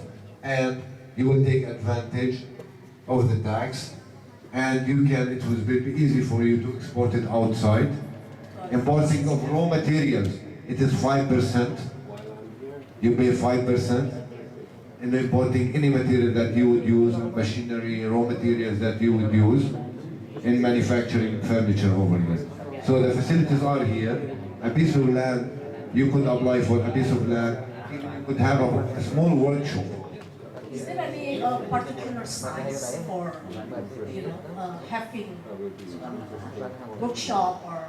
No, it depends on what kind of capacity you are going to have. Maybe you want to go in the line of chairs, only chairs. Maybe you want to go in the line of sofas, where they have to use the wood and the fabric. Maybe you'll go in the dining table line. The opportunity is greater to have. Yes, definitely. Not many, I can tell you, not many furniture, I would say professional, manufacturer of furniture, you don't find many of them over here. All the materials are coming ready-made from China. No one is manufacturing anything, or any fabric, even a proper and high quality fabric that is used for furniture. Yes, it is not, you don't find many people working with that. Plus the labor charge is very competitive, as we have said also. Minimum labor charge is very competitive. You can get a carpenter of not more than 1,400, 1,500 riyal. You can have an accommodation camp for the laborers in which you can accommodate them. The rent is not, and the business is going. So what you need, a couple of laborers, I would say, because furniture is an art when you are talking about furniture.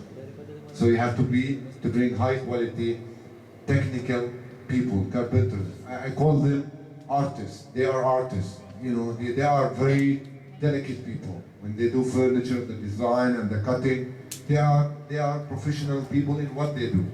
Yeah. Okay, my name is Ali Mustafa. I'm working with one of oil and gas company here, and I think most of us here also working with the oil and gas company and derivative companies here in Qatar.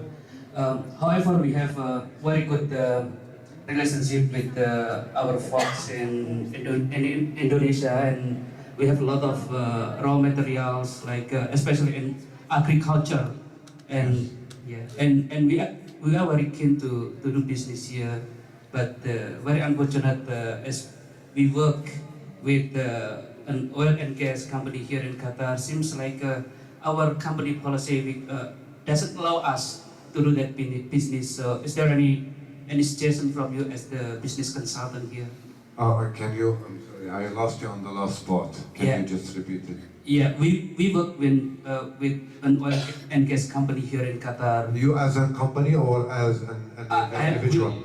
Employee. Employee. Yeah, most of us here are employee oil and gas company or derivative companies here in Qatar. And basically, we are very keen to do the business here. Unfortunately, the regulation from our company doesn't allow us to do that. But we have a strong channel to I will tell you one thing. you could be, I don't know about the laws of oil and gas companies, it depends on the company of oil and gas you're working with. But what I know, and it is legal, you could be under the sponsorship of a company and work for the company, and you could own a share in other company, and you could be also an authorized signature in the company. When it comes to contracts and so on and so forth. But if you decide to be in the company ID, you know what I mean, the company ID, where you sign on immigration papers. If you decide you want to sign on the company ID, then you have to transfer your sponsorship. Generally speaking, what I can tell you, if you are an employee of a company, you are under their sponsorship, the law permits you to be a partner in any company you wish to be partner with. And you will be an authorized signature in the commercial registration. There's no obligation against that. There's no objection against that. You are permitted to do that. But it depends from one company to another. Okay? Line of business to another. But what I say, if you trust somebody and his company does not mind him in the oil and gas, apart from oil and gas, if you trust somebody, a friend or a colleague, that he can be a partnership on your behalf, okay? And you can form a company and you guys can split the shares between you and him. And you are friends. But trust must be there, okay? But oil and gas company, in my opinion, by law, and my colleague Muhammad can correct me on this, if you are working for a company, the law permits you to be a partner in any company you want, and you will be authorized signatures in the commercial registration. But when it comes to immigration, to be authorized to sign an immigration like visas, work permits, and exit permits, you must transfer your sponsorship to your company to be authorized to sign an immigration papers. But generally speaking, you are permitted, even though you are working for another company. Thank you.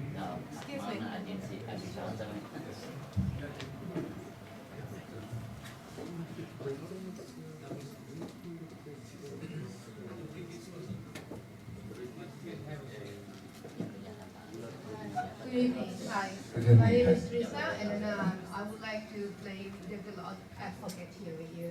Okay. Why I have to bother to come to Qatar to do the business here, for example, retail. Okay. Compared to Indonesia, we have 240 million people, and then here it's only like less than 100% people.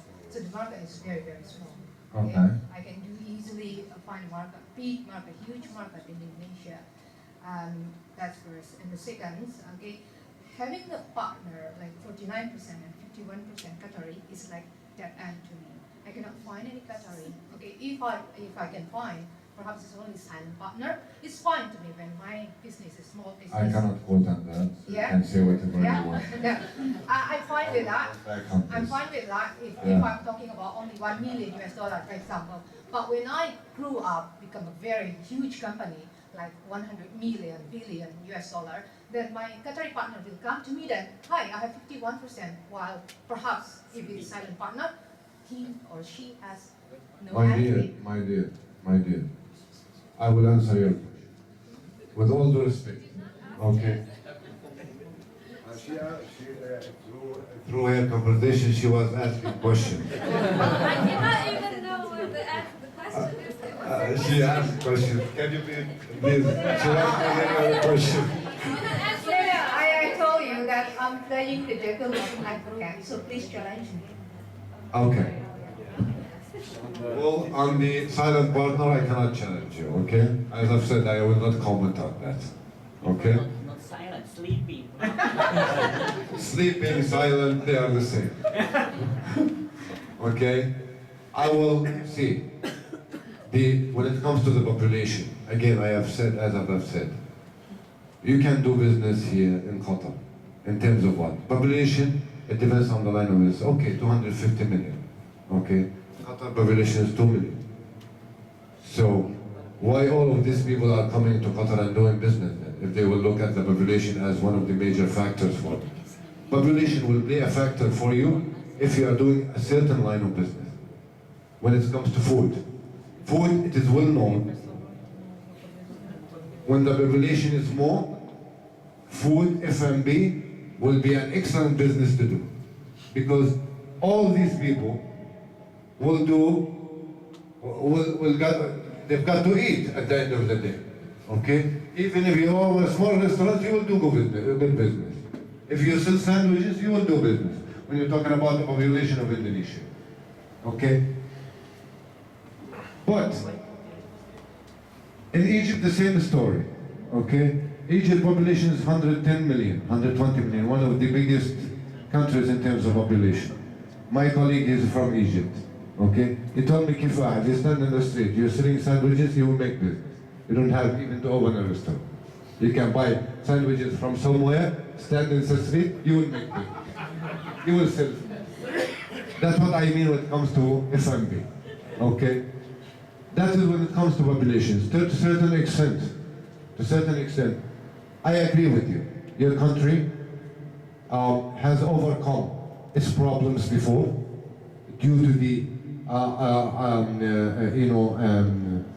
due to a bad experience like Indonesians had before, having a dictator, having the wealth of the country was owned by a small number of people, few people. You have overcome that, and you have brought your country back on the right track using your natural resources. That is something, it makes me proud as a Muslim, and it makes you proud as an Indonesian. Indonesia now is one of the top 20 economies in the world. I agree with you. You have a strong economy, and it's going up. Okay, but regarding the Qatari partners, in every country, you have to select the right partner. It could happen in Indonesia. You are getting into with an Indonesian brother, he is a Muslim just like you would. All due respect to all my colleagues over here, he is a Muslim just like you, and he takes you to court because there's a problem between you and him. So problems can arise even when you have an Indonesian partner with you back in Indonesia. If we talk about business problems, okay. So it's the same in the business community. Okay, you have to select the right partner. You have to know your rights, and he has to know, or she has to know her rights. Okay, there are, like in every country, there are people who would like to do business, and people they don't want to have the headache of doing it. That's why in court you said sleeping or silent partner. Okay, again, I cannot quote on that. I cannot comment on that. But my opinion to you, if you want to get a partner, he has to be in the business with you. He has to run business over you. If he owns 51%, he has to invest 51%. If you own 49%, you invest worth of the 49%. Do not put the whole thing from your pocket. If the company is 200,000, you put your share, which is 49%. Don't pay the 100% capital. I'm advising you in general. If you find a partner, okay, fine. He owns 51%, but you have rights. You have a limited liability company. If you have a problem, it is very clear message. In any contract you sign in Qatar, if there is any dispute, the courts of Qatar are the source of judgment. You can go to court and raise your case. It doesn't mean you are a foreigner, you will lose the case. No. The justice system over here is one of the very advanced justice system in the world. And I can tell you that surely. I've seen cases between nationals and foreigners have won most of the cases that I have heard of. So don't say I am Indonesian, the Qatari will take my company, you own nothing, I own 51%. Do not have that in my mind, because number one, you select the right partner. Number two, you have the courts. If there's a problem, you can go to the court. Okay? Legally, you own 49%. He cannot take your 49% because there's a justice system, it's very strong. Maybe you have heard it through our presentation. Qatar is rated among the 20 countries, top countries in transparency. Okay? So your rights are secured in the country, your business is secured in the country. Even though, if you don't like the Qatari partner, or he doesn't like you, he has to bring somebody to buy your share. You take your money, thank you very much. Your company will be evaluated. Maybe you will get more money for your company. Maybe you have the goodwill, you have the reputation. It increases the value of your company. No one can tell you, bye-bye, you own nothing in the company. No one can do that. There's a legal system here. There's a justice system very strong over here. Your rights are protected as foreigners. Because you are talking about 2 million population, my dear. It's okay? 2 million population, 85%, 9% of their expatriates. If this will happen, you think the 2 million will stay in Qatar? And the population will increase to 3 million in 2020? No. Why these people are here over here? Where they are people, they are doing business over here. See, my dear, business, you could find a good partner, and you could, if you are not lucky, you will find not a good partner. I wouldn't say a bad partner, that is not a good word to use. Not a good partner. That is your choice. Okay? Again, you have a point in terms of population, but in certain line of businesses, okay, in certain businesses, this is the country to do this. Thank you. We'll try, we will combine the Indonesian as something, any problem, including the business problem. The embassy will break up all Indonesian. Like His Excellency has said, you have an embassy over here. There is a trade agreement. Trade agreement signed between the government of Indonesia and Qatar. It's a relation. Qatar and Indonesia is bigger than all of us. Okay, it's way bigger than all of us. It's a country's relationship. Okay, and no one from both sides will permit anybody to ruin such relationship. Okay, and you have the support from His Excellency also. Continue with this question. Can you explain to us how about the Qatar legal system in order to investor protection? Since you know we need 51%. I mean 51% of local partner. My dear, and then please. As far as I know, the counterpart, I mean the local counterpart, does not have obligation to share even capital. As far as I know. Okay, again, I will answer the same The law question. said like this one. So in case in I will. insolvency, Yes, you can. is there any Yeah. is there any separation legal I will tell you entity? how you can, it's legal. I will tell you something that is legal to avoid, country is aware in court of Qataris being sleeping partners and they are not paying anything for the company through a side paper. Country, they have realized such a problem. You know what they did? In the article of association, legally, Qatari owns 51% in the CO. But there is something called profit sharing in the article of association. Excuse me. I think we come to the very interesting topic, Mr. A. And I don't want to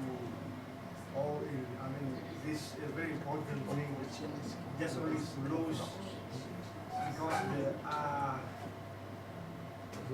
what is called this advantage of the language. If you think bapak ibu lebih enak dalam bahasa Indonesia, diterjemahkan, ya, ini informasi bagus nih. Saya juga tertarik ini dengar, karena tadi juga saya juga sedikit paham. Kalau perlu diterjemahkan dengan bahasa Indonesia sehingga kita paham betul. Saya pengen tahu juga, terserah. Gimana? Setuju Pak. Ini, Saya mungkin bisa bantu Pak. ya, siapa lah, anybody ya, diterjemahkan supaya bisa diserap. Jadi pertanyaan-pertanyaan ibu dua ini memicu saya, ini penting. Semua orang menarik. So you mean for this? Ya, for this now, jadi terjemahkan. Apa enggak nanti kan? Do we need the translation? Cukup jelas ya. No, it's clear. It's clear. Is it clear, right? Just want to know this. Yeah. If it is insolvency happen. Yes, I will tell you one thing. So there is, I mean, May I, if I may interrupt you for a minute, I would like to emphasize on something very important. Now, in quote, do not quote me for this, but there is something in the article of association. In the CR, the Qatari could own 51%, he could be an active partner, that is fine. And you own 49%. He is an active, let's assume he is an active partner. I don't want to go into the sleeping and the silent and whatever partner he is. Okay, just forget about it. He is an active partner. Legally, he owns 51% of the company. 49% it is owned by you. It is permitted by law. You can mention something called profit sharing, profit and loss sharing in the article of association. You can share a profit up to 80% from the company, and he can take 15 or 20% of the profit of the company, though he owns 51%. So 80% of the little profit will go to you, but at the same time, you have to bear 80% if you incur loss. So it's profit and loss. So it is permitted by law to mention something called profit and loss sharing, in which you can own a profit of the company up to 80%, forgetting what is mentioned in the CEO. so when insolvency, we bear only 49%. Yeah. The loss.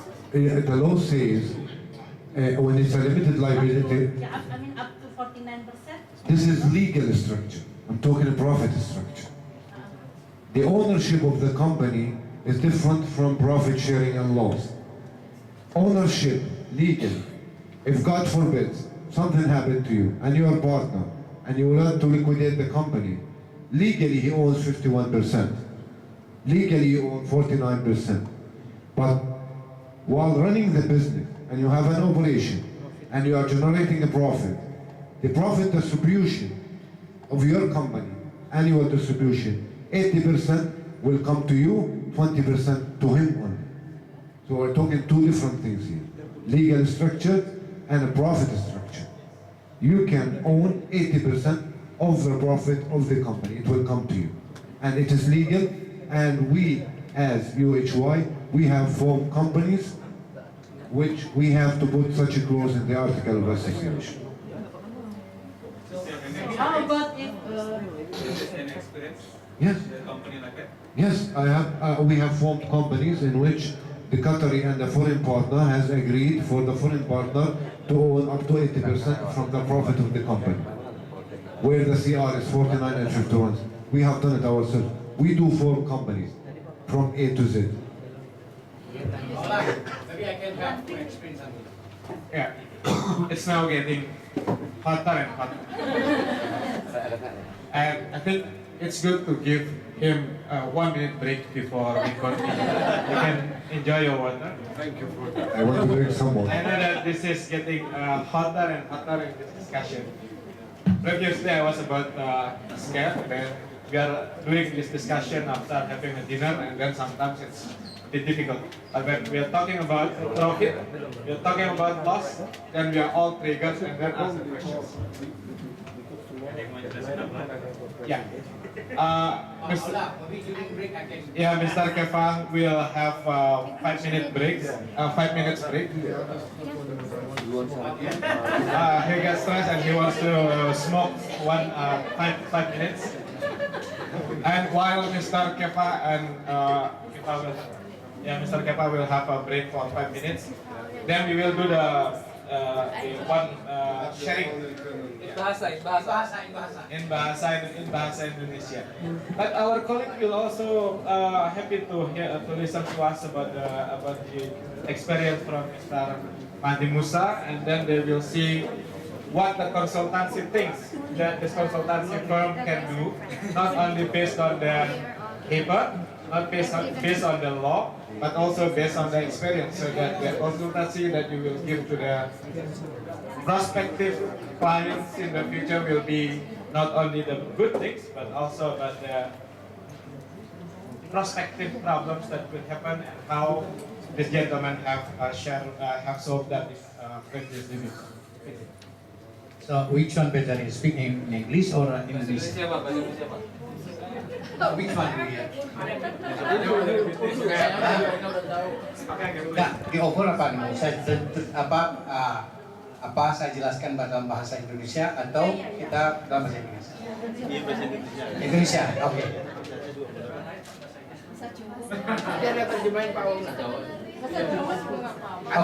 Okay, my experience when I develop the company, I make a separate agreement with the sponsor. That separate agreement, we setting the profit sharing. Okay? 51 and 49% that account only for tax accounting. When we report the tax to the government, so the government account to us only that 49% they account for tax. Only that purpose. Not sharing, not profit sharing. The profit sharing we have to set up before we develop the company. We have agreement, gentleman agreement. Yes, before we develop the company, we have to develop gentleman agreement with the sponsor. Then legal. That one through legal and lawyer. Yes, I did. Katindo is doing the same thing.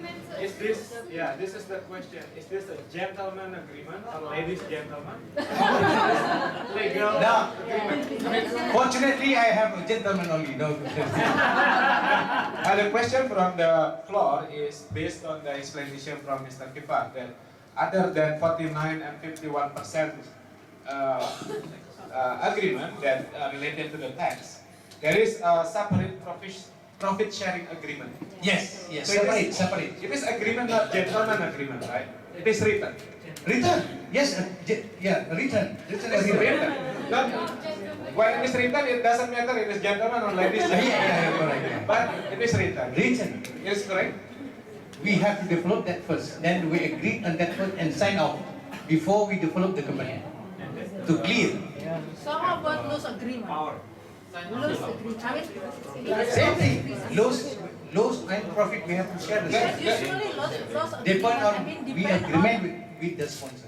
We set how up. many contribution share for us, right? Yes. So if it is, let's say this one actually 100%, right? Because the local counterpart only, you say Formalities, you mean? Yeah, formalities. Then I did. So the Then capital is owned by ourselves. 200,000 Qatarian for the company development.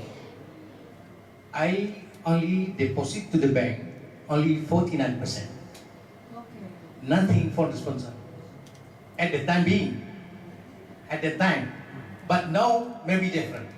Now the sponsor have to deposit 51%. Now, before formalities only, the guarantee to the bank. Okay. So Before, now as I know, This one in the actual have deposit, the sponsor have the deposit to the bank 51%. This is the actual now. This is the new rule. This one Correct or not? Okay. Let's confirm with Merla and the team. Please.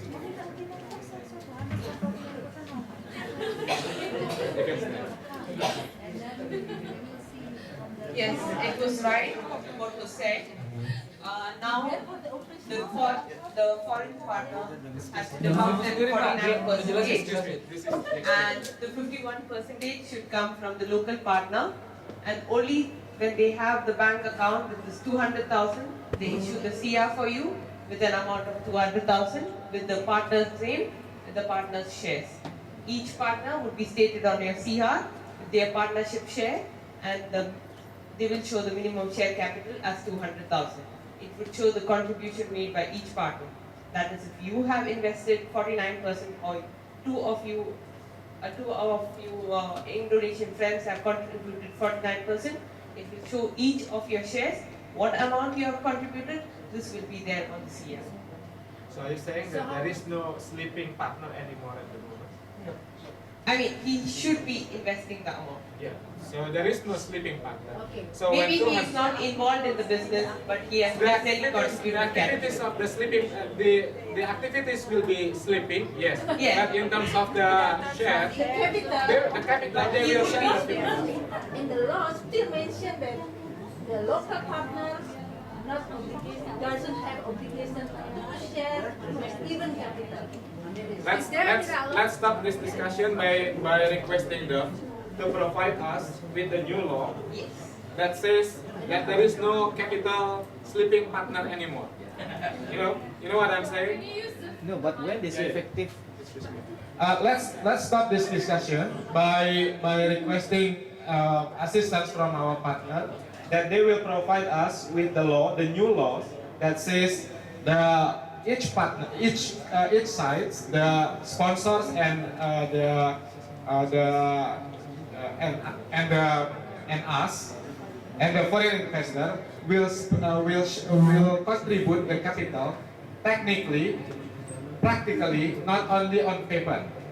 Okay, we will request them to send the laws, the new laws that you contending, and then they will send them to me, and then I will distribute this to all of us who are attending this discussion. Paula. Yes, Mr. Ali. Thank you very much. I just want to make choices to all of you. If you have a lot of money, make legal company. Okay? If you don't have money, sleeping partners is better choice. Yeah, that's real. So what? If you want to business, bring your money a lot, do the business legally. But if you only want like restaurant or something, sleeping partner is okay, I think. This is my best, my experience and my Pamani experience. Am I right?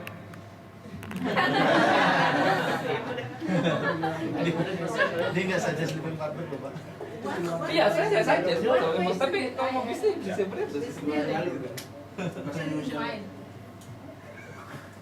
If insolvency, bankruptcy,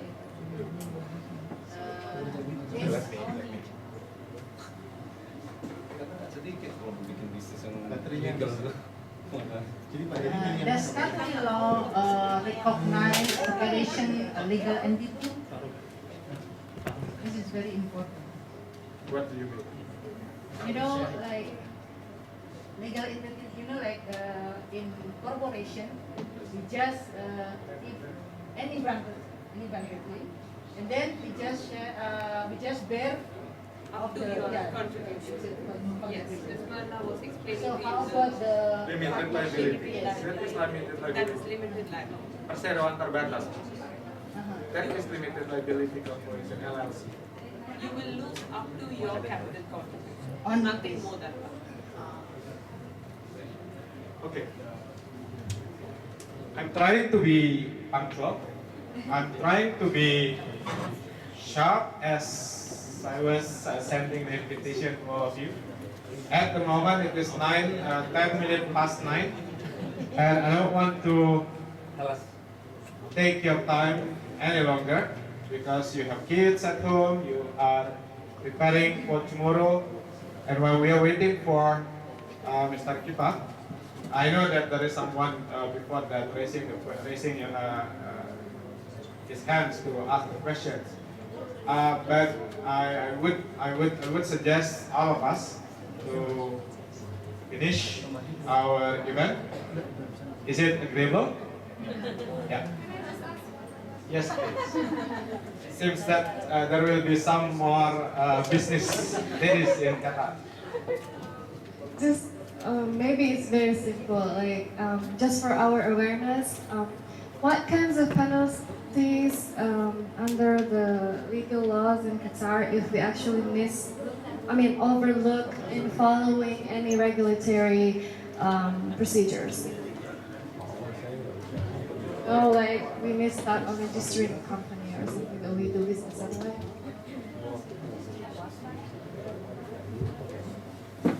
Okay, that is, we need to go for a legal consultant for that particular question.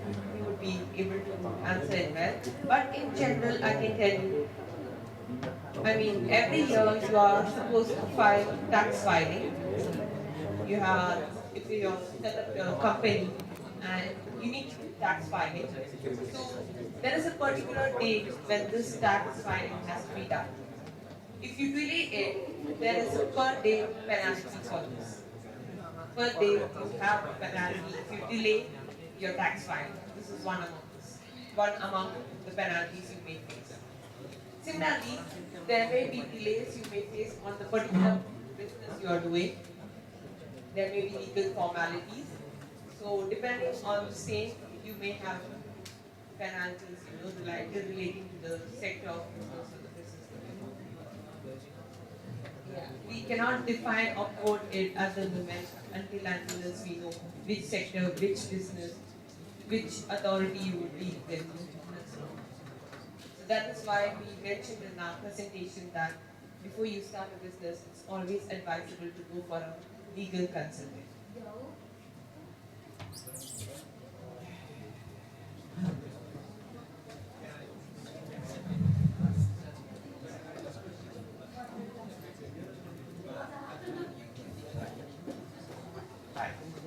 I would like to ask from the IT service. Let's say I have with my partner in Indonesia website, and then we are market like for example Qatar sell here. They have service to sell to put in the website. People selling car, and then they take in the picture, and they take in the money, and then they put in the website. First, I would like to know if it is legal here. If we have the company in Indonesia or we have to establish the company here in Qatar. And the second is if we are establishing the company here in Qatar, I saw in the presentation that for IT services we can have 100% of ownership. So if we build set up the company here, can we have 100% of ownership? I missed It's talking about the thing.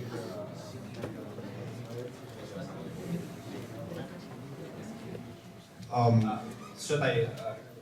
Yeah, please, can you repeat the question? So, In brief, please. We have one example here, like for example, Qatar sale. They are taking money from people here in Qatar, taking the picture, and then they put in the website. Yes. Means they are taking money from here, and maybe, for example, if I own the similar website, and my company is in Indonesia, and is that kind of activities legal here in Qatar? No, no. I will tell you how. There are, I will tell you, the government over here, they have realized that there are companies taking mega projects over here, and the execution of such projects taking place outside Qatar. They could open a representative office, they could win a tender, and the work for such tender will be taking place outside Qatar, and they pay zero tax. Okay? To avoid this, the government has introduced something called withholding tax. Withholding tax means if you are a consultant or you have anything has to do with consultancy, with a law advisory, law consultancy or any type of advisory consultancy, you have to have something. They have imposed something called a tax card to local companies. You must have a tax card. You have to have a tax card registered with the Ministry of Finance. If the company they get the local company got into a contract, or they have subcontracted a contract to a company outside, the local company must deposit in the bank account of Ministry and Finance, 5 to 7% of every invoice their supplier sent to them. Suppose you have a company here, you have a supplier outside. Your supplier has invoiced you to pay a certain amount of money, okay? You have to take 5 to 7% of the total invoice received from your vendor or your supplier. You have to deposit the money in the Ministry of Finance bank account. In order, they will, what they are trying to do, they want to put you responsible and make sure any contract that is granted in the mainland, in the state of Qatar, it has to be legally executed, and you have to pay the tax for it. Okay? If you have a company outside Qatar and they are doing some website business outside Qatar, they are doing some website company, you have a project, you are doing websiting for a company here in Qatar, that is under withholding tax. I will be more than happy later on have my business card. My name is Kifah Samir Deeb. I think you all have my business card, okay? As well as my colleague Mohammed Shadi, okay? The thing is, I've asked my assistants. Most of you guys, you don't have contact details or emails or business cards. In order for me to get in touch, whoever asks me questions and they are serious about this, is like the lady, I did not get your name, what's her? Nora, and the other ladies and gentlemen that have asked me questions, kindly drop me an email with your inquiries, and I will be more than happy to answer it. And I would share with you the clause that is issued, I think 3 years ago, when it comes to withholding tax. If you have a company in Indonesia, you have subcontracted, you have one subcontract from Qatar, what is your implication? What is your implication when it comes to tax? I would like to share that piece of information. The thing is, we want to talk about everything. We tried our best to cover everything for you in general and to the best of our knowledge and experience. But the time that we had, which is half an hour, did not permit us to go in details when it comes to tax, when it comes to projects outside Qatar, what will happen.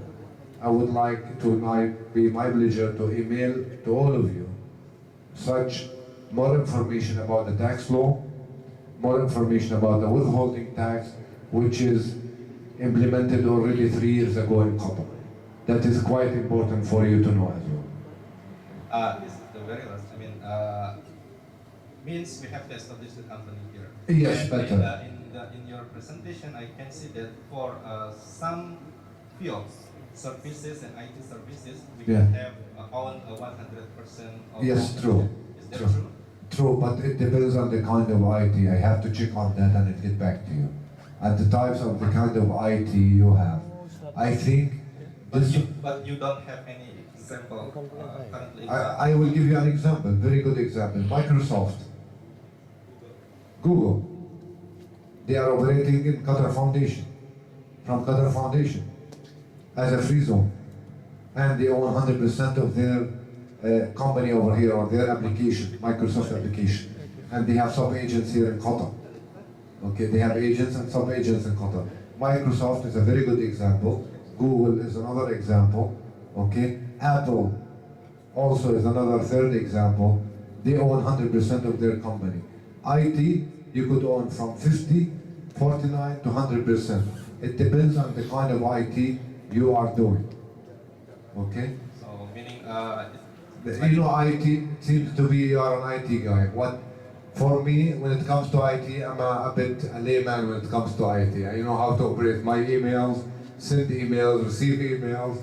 So in order to go through IT, you know, IT matters and IT things. The legal side, I will give you more details about it.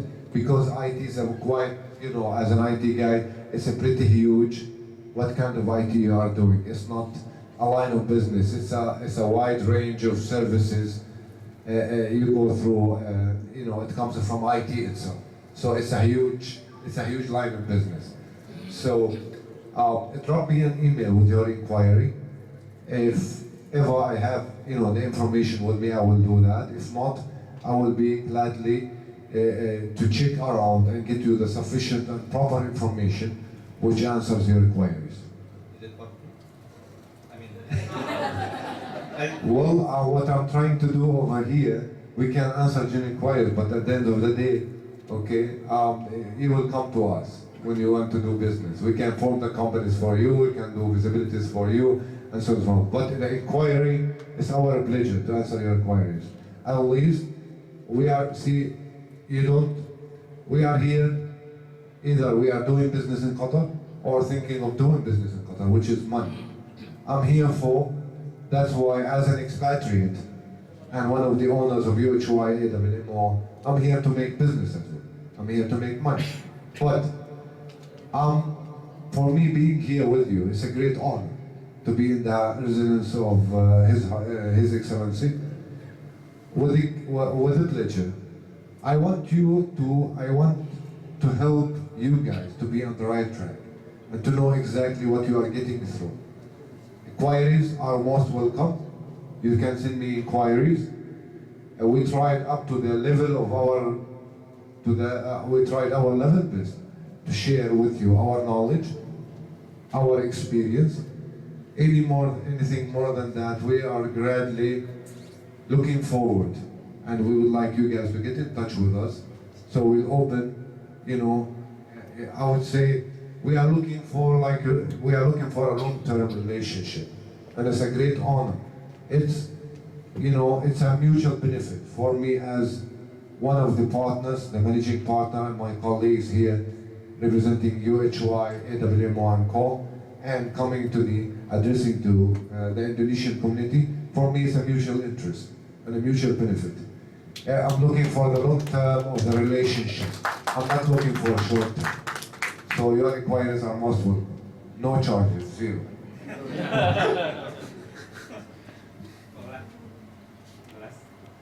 We can continue on until 2 a.m. And I'm so sorry about this, because we have our friends who are coming from Duhan, and he will be arrived in Duhan maybe tomorrow morning. So for the further questions, queries, please do drop him an email, and he will be very happy to answer the questions for free. Free of charge. For free. And again, we are coming to an end of this event.